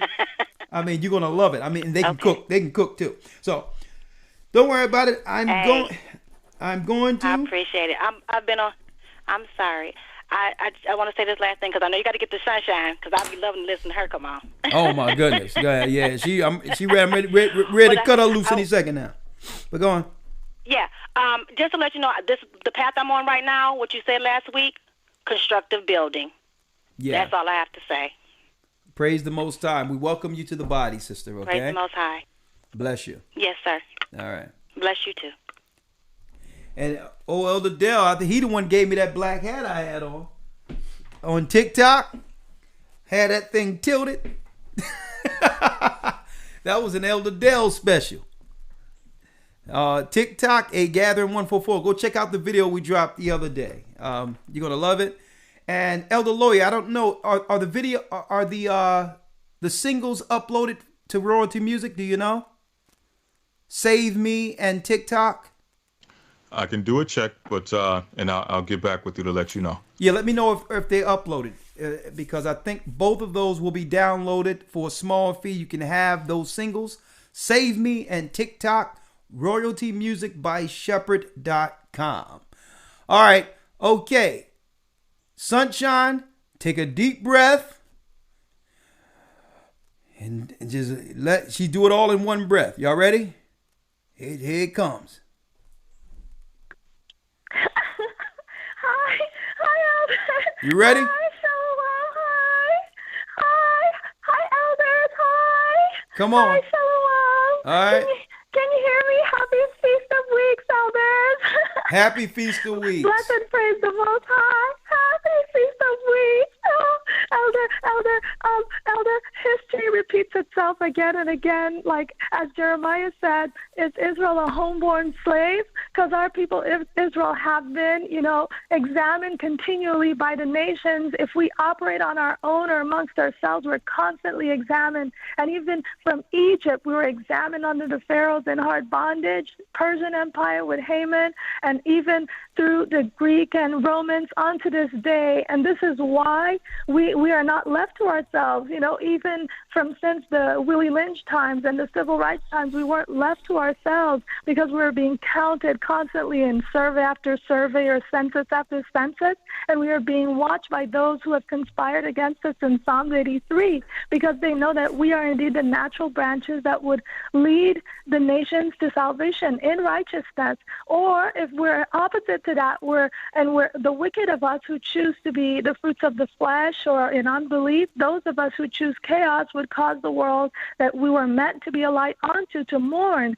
So like you always say, and by grace, according to the word, to whom much is given, much is required. So we have the greatest responsibility among the nations to bring forth the wealth of law and by our own actions reprove and rebuke and reproach wickedness to such a degree that the nations who are operating in wickedness would be wary to bear us, and it will be troublesome, to their hearts, the hearts of the proud. But as much as the heads of the nations are terrified of what they may feel as due recompense to turn back upon their heads, all the nations, just as the beast of the field and the fowls of the air. They need us, like you were talking about, desperately. And like you said, they have no inheritance without us. So the whole earth mourns for a righteous change. And with Israel as the rightful and righteous rulers and judges under Christ, all of the creation will find peace and finally know what it means to be truly free. Israel free as rulers, and the Gentiles free as servants. In righteousness will be in our righteous positions according to the Most High, without envyings and strife. And like Elder Lawyer was saying, surely our fathers have inherited lives, is what the Gentiles are saying. This is confirmation that the prophecies are unfolding, and none of the biblical prophecies shall fail. And in the face of this worldwide adversity where Satan causes nothing, he cares not for us or for the Gentiles, especially not for us, knowing that we are our judges.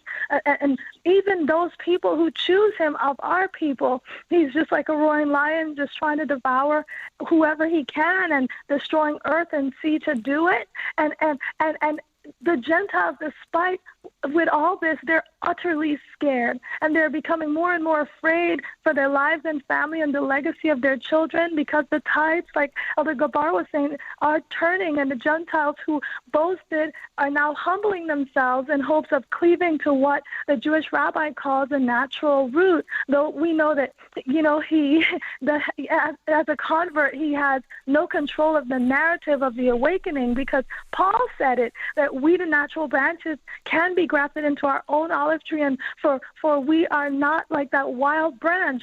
But the nations would rather choose righteous servitude under righteous rulers under Christ that will operate according to the word and not submit to this rising hard bondage that they see as they seek after wisdom. And they can clearly see approaching. So as the time is cutting short and the tides are turning, the world is ours.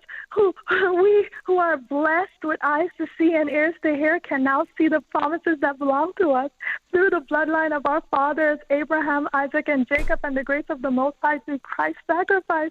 And the more we believe in our power and our Father's promise to us, the more our blessed nation rises, and the light brightens and puts the darkness into subjection. So, Elder Kwame Yashala, praise AHAYAH for his word. There it is. Come back, boy. Praise AHAYAH. There it is. Happy Come. First fruits. There she is. All right. I take one or two more calls. Boy, I tell you what, she's a very good listener.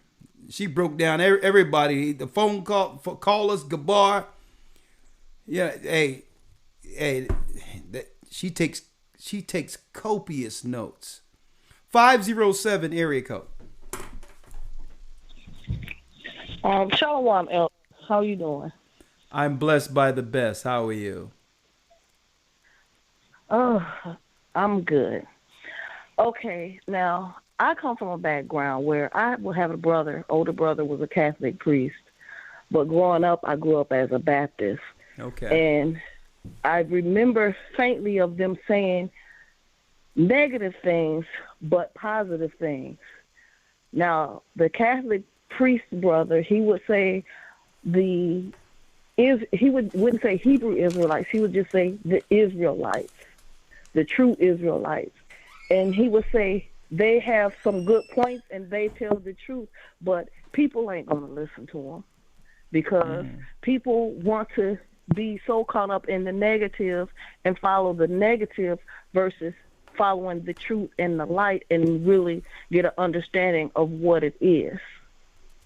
Now, and my mother, by her being a Baptist, I never heard her say anything. And she asked my brother one time, well, what is the Hebrew Israelite? And she asked him, what is the Israelite? And he said it was such and such and such and such a group. I was younger, so I don't remember it all. Okay. But, as a kid, you hear it, but you don't open your mouth to say anything. So he could never really give her a definite answer of what it was and what his reasonings was, so I never paid it no more attention. Now, I have a friend who is an Hebrew Israelite. He has been baptized and everything, and for a few years he was telling me, sis, you need to get in on this, and this is the truth. And I'm like, oh, okay, I'll listen, let me listen. So finally, there was another brother they came in and was like, sis, you got to get into this. I'm like, yeah, I've been paying attention. I've been listening, but I haven't really dive straight in. But I have over the past year. And I'm trying to find a body to get baptized. I've called in before. Now I am really, really into wanting to be baptized because I feel I need it now more than ever, because I feel my place somewhere that I could be a light for another woman to show her the way. You know, you get what I'm saying? Yeah. Okay. And how can I tell anybody else about it unless I am truly walking in that life? You know what I'm saying? Exactly. I've been walking it, but I'm not true with it. And in my heart, I want to be true with it before I can go and tell somebody else. Now, I was ordained as a minister, but I'm just feeling that it's not right because women are not supposed to lead that way. That's true. Since I have that ministry, I want to be able to be a help to another woman in the right direction, because there are so many of our women being led astray and we're being used and misused. But if they have this knowledge of the truth, then they can't be done that way, and they can find a good man that will lead them in the right way. Mm-hmm. I got you, sister. So let me get your, what state do you live in? And this is my second academy I'm in. So okay, I'm in Minnesota, where a lot of and believe me, it is a lot going on here right now. I live out in the country, and I don't want to go into the city because, you know, they're still acting up with the George Floyd. They're doing things still with the Dante Wright. We are now in day 1,142 days straight shooting. Okay, sister. Well, somebody I can't is literally getting killed every day. I can't segue into something else. Unfortunately, I'm sorry about that. Let me get your name. No, I don't want you to get into it. I just can do me for me right now. Okay, let me have your name. My name is Bonnie Ritchie. Bonnie Ritchie. Okay, Bonnie, we're gonna have someone reach you. Okay. And you told me if we in need, we need help. I'm reaching out for you because I'm in need. I need help. Okay, what city and state again? I'm in Minnesota. I'm in LeSueur, Minnesota. Okay. All right. We have you. Someone will be reaching out to you, okay? Yeah, that's okay. Thank you so much. Lawyer. Gabar, I'm going to text that to you, okay? Okay, yeah. Her number. Yeah, my man. Yep. All right, great. Thank you, Elder Gabar. I'm sorry about that. I'm sorry, sister. You was cut off. I'm sorry. Now, she said, thank you, Gabar. I'm going to give you the number. I'm going to text it to you now, okay? Okay, we'll do. I'll give him a call. All right. The other thing I wanted to say here, one second. Her name is Bonnie. Let me see. 1 second, folks. Bear with me. No. All right.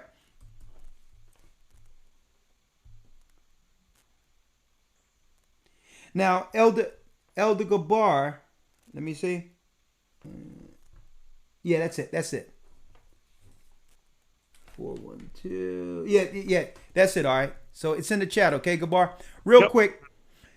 Hey, Gabar, real quick. The graph that I showed through Lifeway Research, this is a revised one from the original one I got when the Jesuits over there under the fake John Mark Reeser, when he went over this graph looking to demonize Israelites, right? This is an updated, revised PDF. The first PDF, when I went over this, that they actually took a piece out of this. They took a page out. They asked churchgoers, black people, how many of them related to being Hebrew Israelites themselves. And I remember going over that over a year ago when I pulled this up before. And it was more people than they were satisfied with, thought that there was something more Like they can relate to what Hebrew Israelites are saying as far as us being the children of Israel. They took that out of this particular survey. It was in the original one where they was asking black people, do you think there's anything to y'all being Israelites? And there was a good number when you put them together.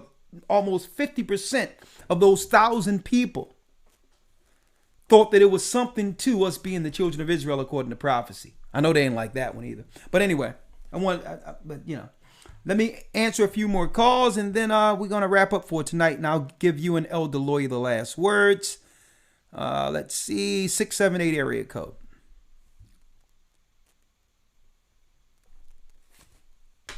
Six, 7, 8.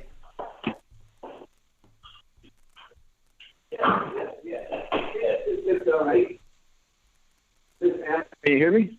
Yes, I can hear you. I'm playing in the background. Hello? Yes, I can hear you. Oh, okay. Yes, I just want to make a comment. It was interesting to listen to you tonight, but the one thing I would like to say is that this sudden introduction of these DNA tests, and particularly the company called Ancestry.com, is not a random occurrence.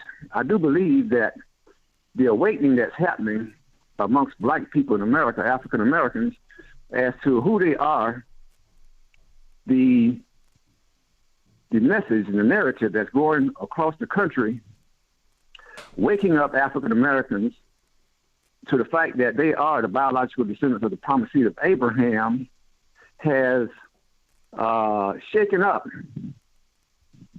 those people that today call themselves the nation of Israel, but are not. And I think that this sudden introduction of DNA tests as a predictor of your national identity is a distraction that was put out there to give African Americans a alternative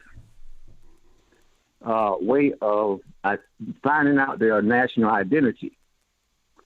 Yes, so I just want. I was thinking about that. The Holy Spirit gave me some understanding the other morning about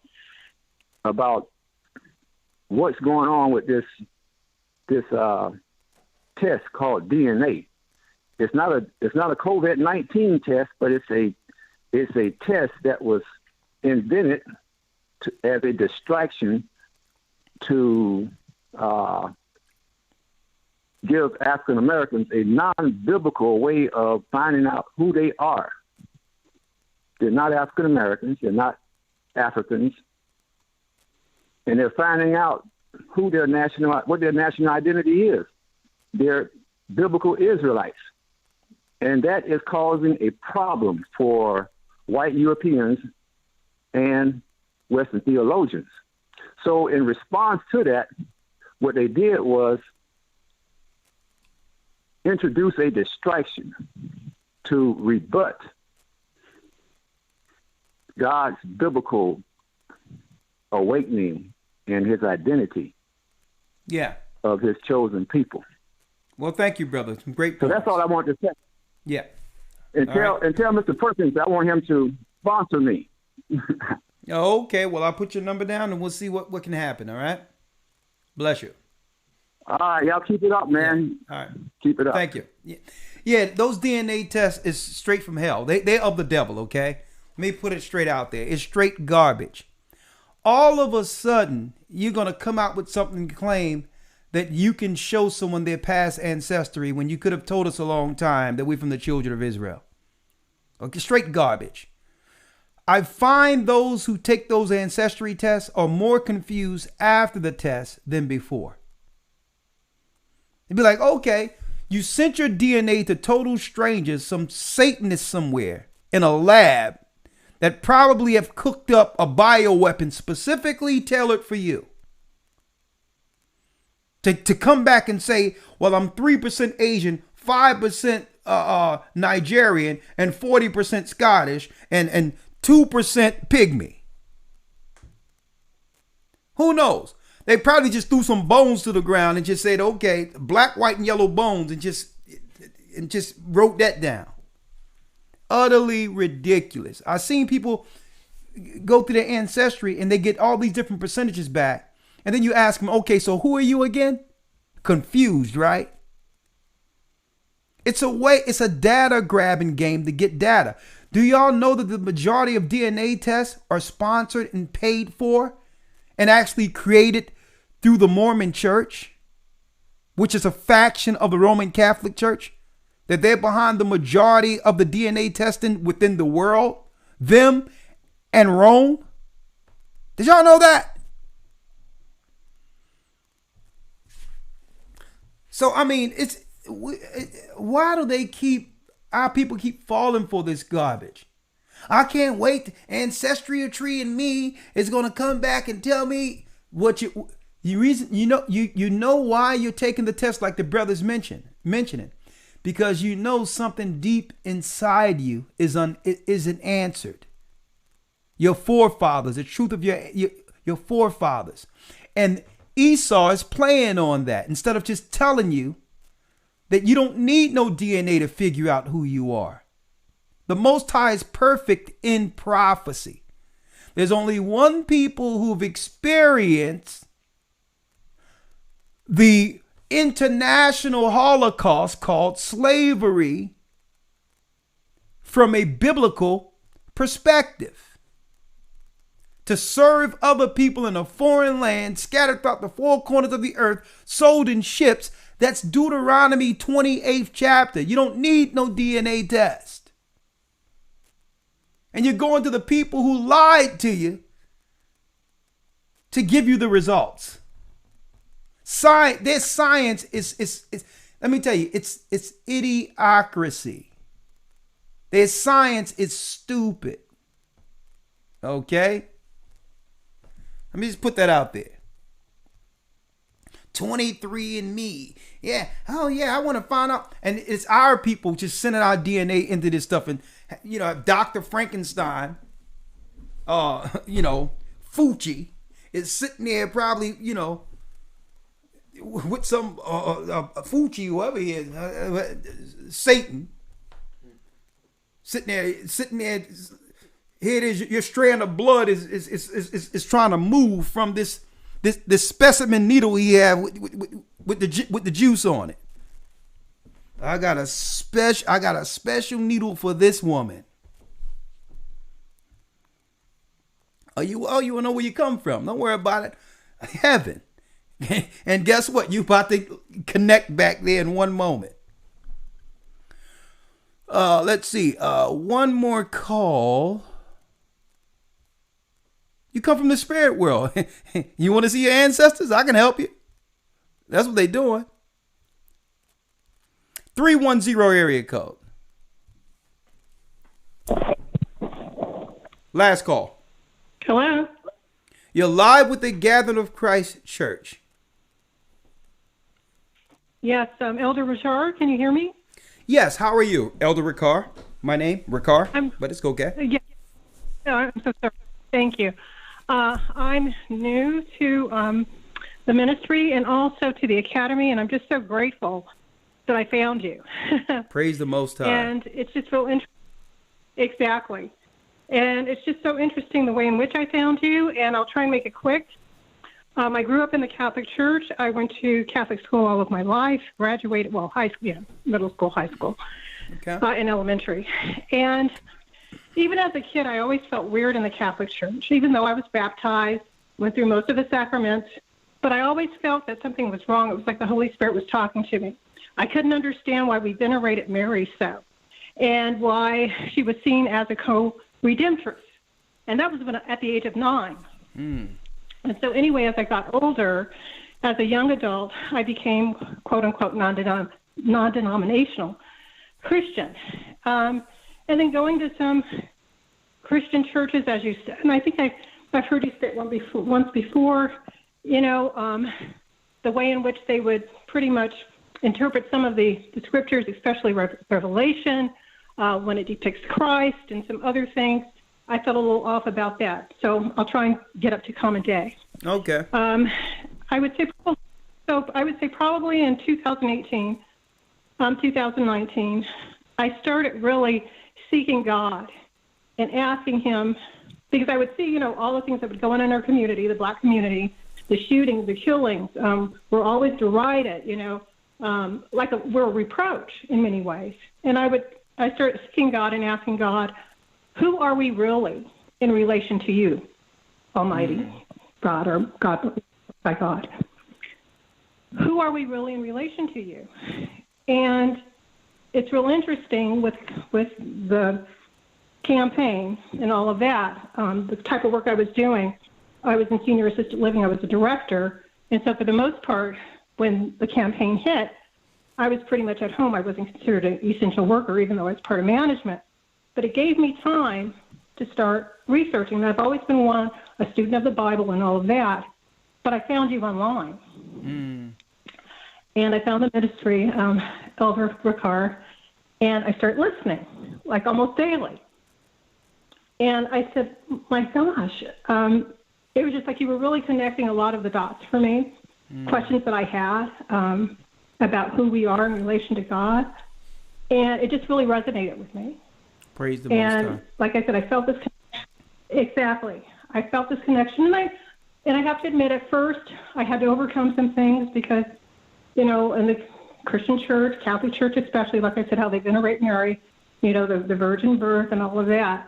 I had to get over that. And it was kind of hard, I have to admit, you know, some of the things. Yeah, but for the most part, it just all made sense.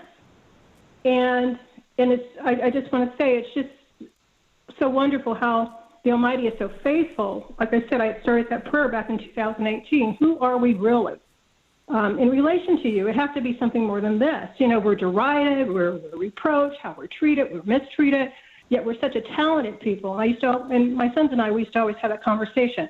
You know, how talented we are as a people, but how we're misused and abused, and, you know, oftentimes how we mistreat ourselves or each other.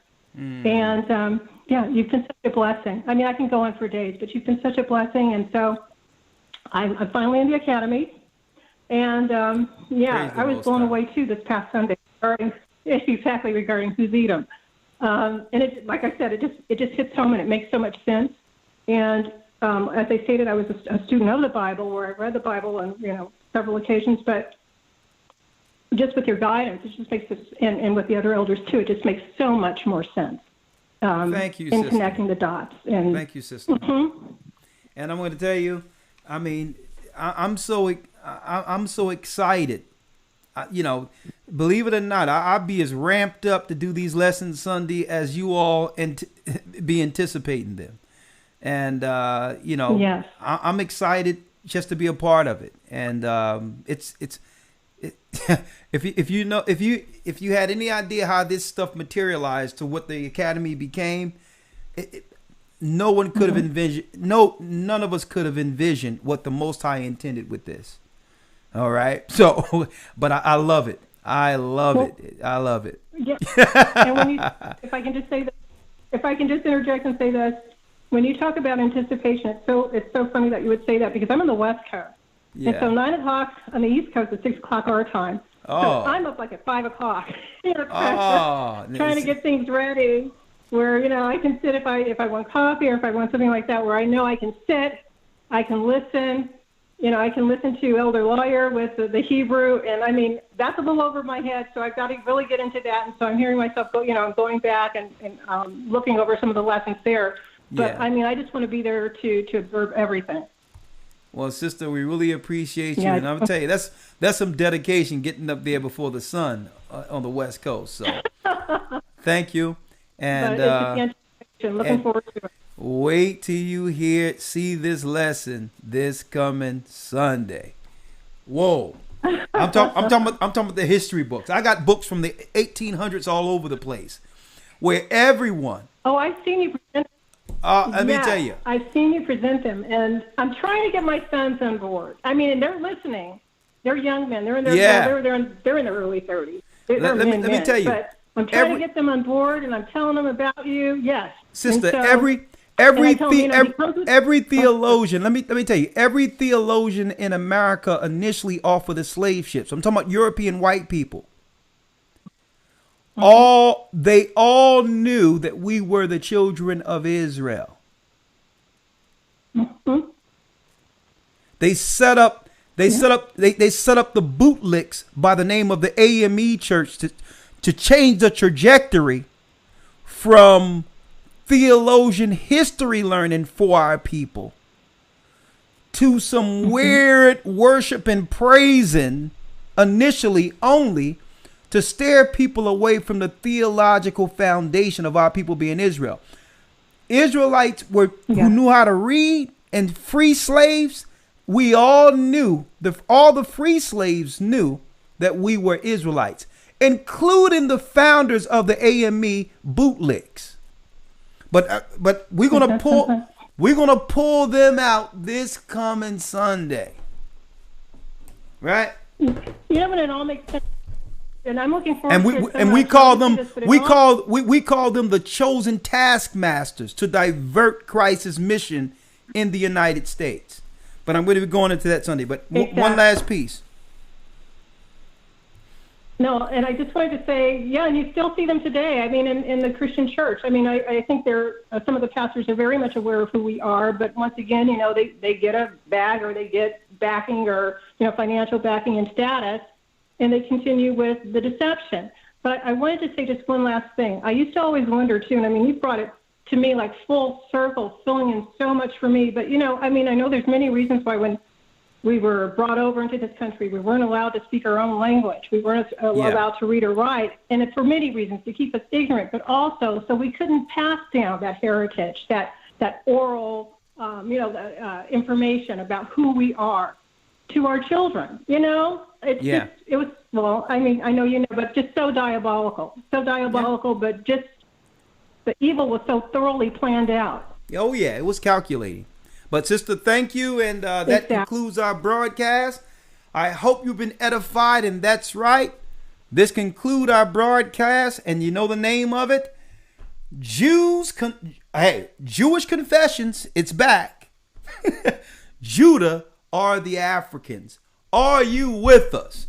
Elder Gabar, you have a word before we go?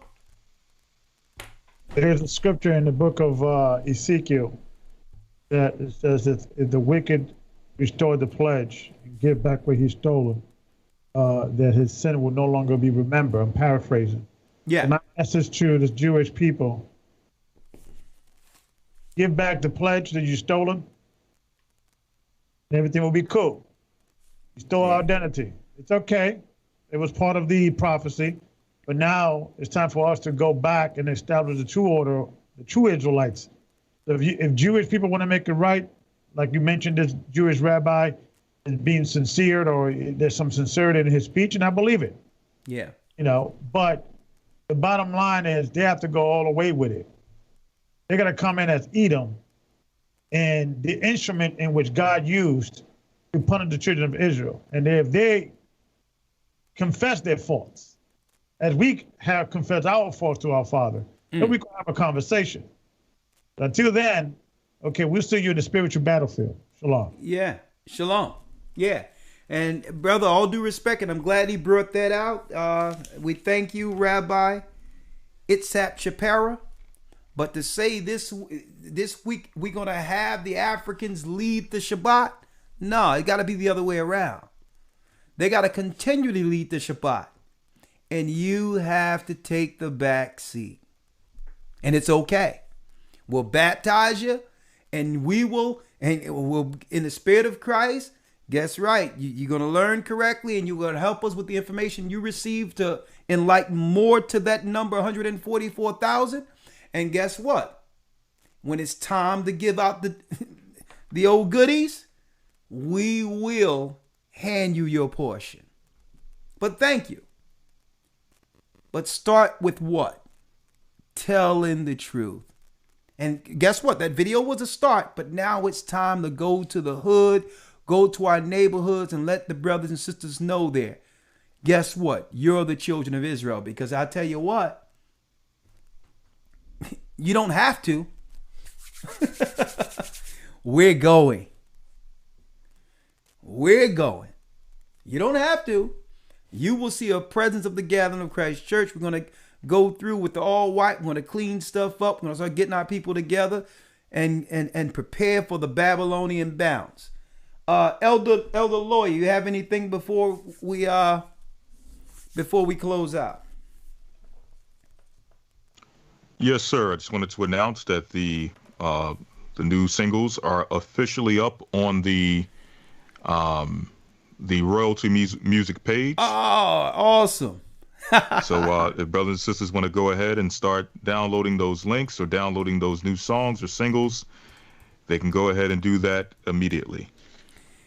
RoyaltyMusicByShepherd.com, Save Me, and TikTok are now available for downloading. If you would like to add that to your music collection, we thank you. It supports the work, and I hope that particular music inspire you to stay in the faith and to stay true to the Most High's word. And remember, songs are from heaven. Okay? So again, both songs, both of them, Save Me. As a matter of fact, let me play a little bit of Save Me real quick before we conclude this. Save Me and TikTok, the video just released, is live. RoyaltyMusicByShepherd.com. For those who don't know Save Me, I'm going to play y'all a little piece of that right now. And elders, you have a great night. I have some food to eat because I'm a little hungry. And I'm going to celebrate tonight because, yes, tonight was Jewish Confessions. And ever so often we're going to, pull a little bit of that old stuff out like we used to. All right? So I'm going to hang up with you. Thank you all who have shared with us on Blog Talk. And we love you there. Thank you for using Blog Talk elders, Radio. I'm going to hang up. I'll call y'all a little later. And we're going to end it with Save Me. Shalom. I really appreciate y'all, elders, man. Bless you. All right. Shalom. Shalom. Oh, let's do it. I really appreciate that. Save Me. Let's listen.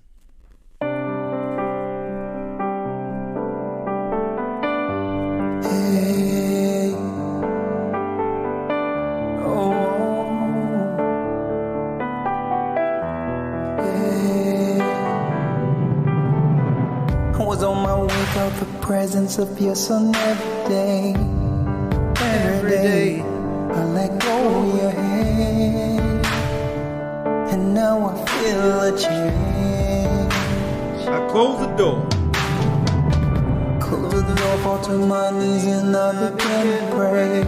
Oh, help me, the cares of the world slowly pulling me away. Now I hear a voice calling me to the light. Still in the heart, so I'll discern wrong from right. I'm at a fork in the road. Which way should I go? My Father sins, help me find. Help me find. Come save me. Bible fell on the floor and hold to the Lord. And I can't believe what I saw. I saw me. Send you believe. I won't break your law no more. Send your son. Back to me. Oh, Father, please forgive me. Save me, hold me to the light.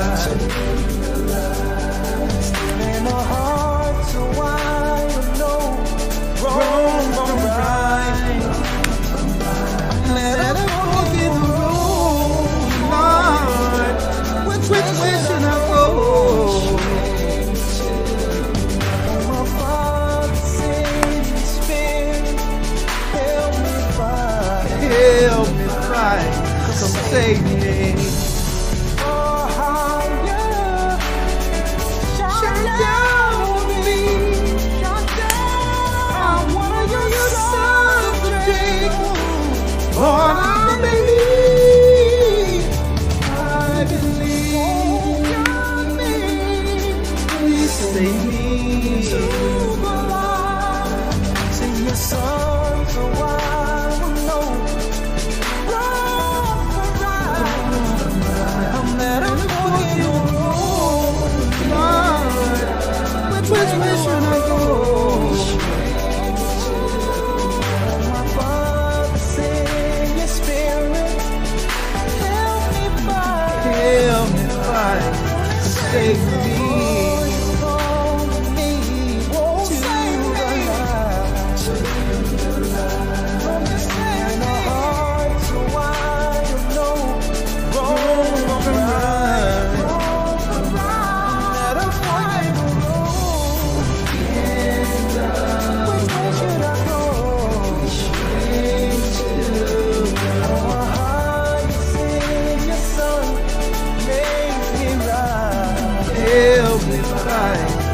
Save me,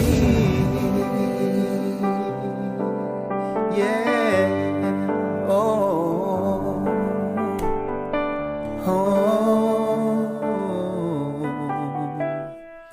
Come save me. Shalom.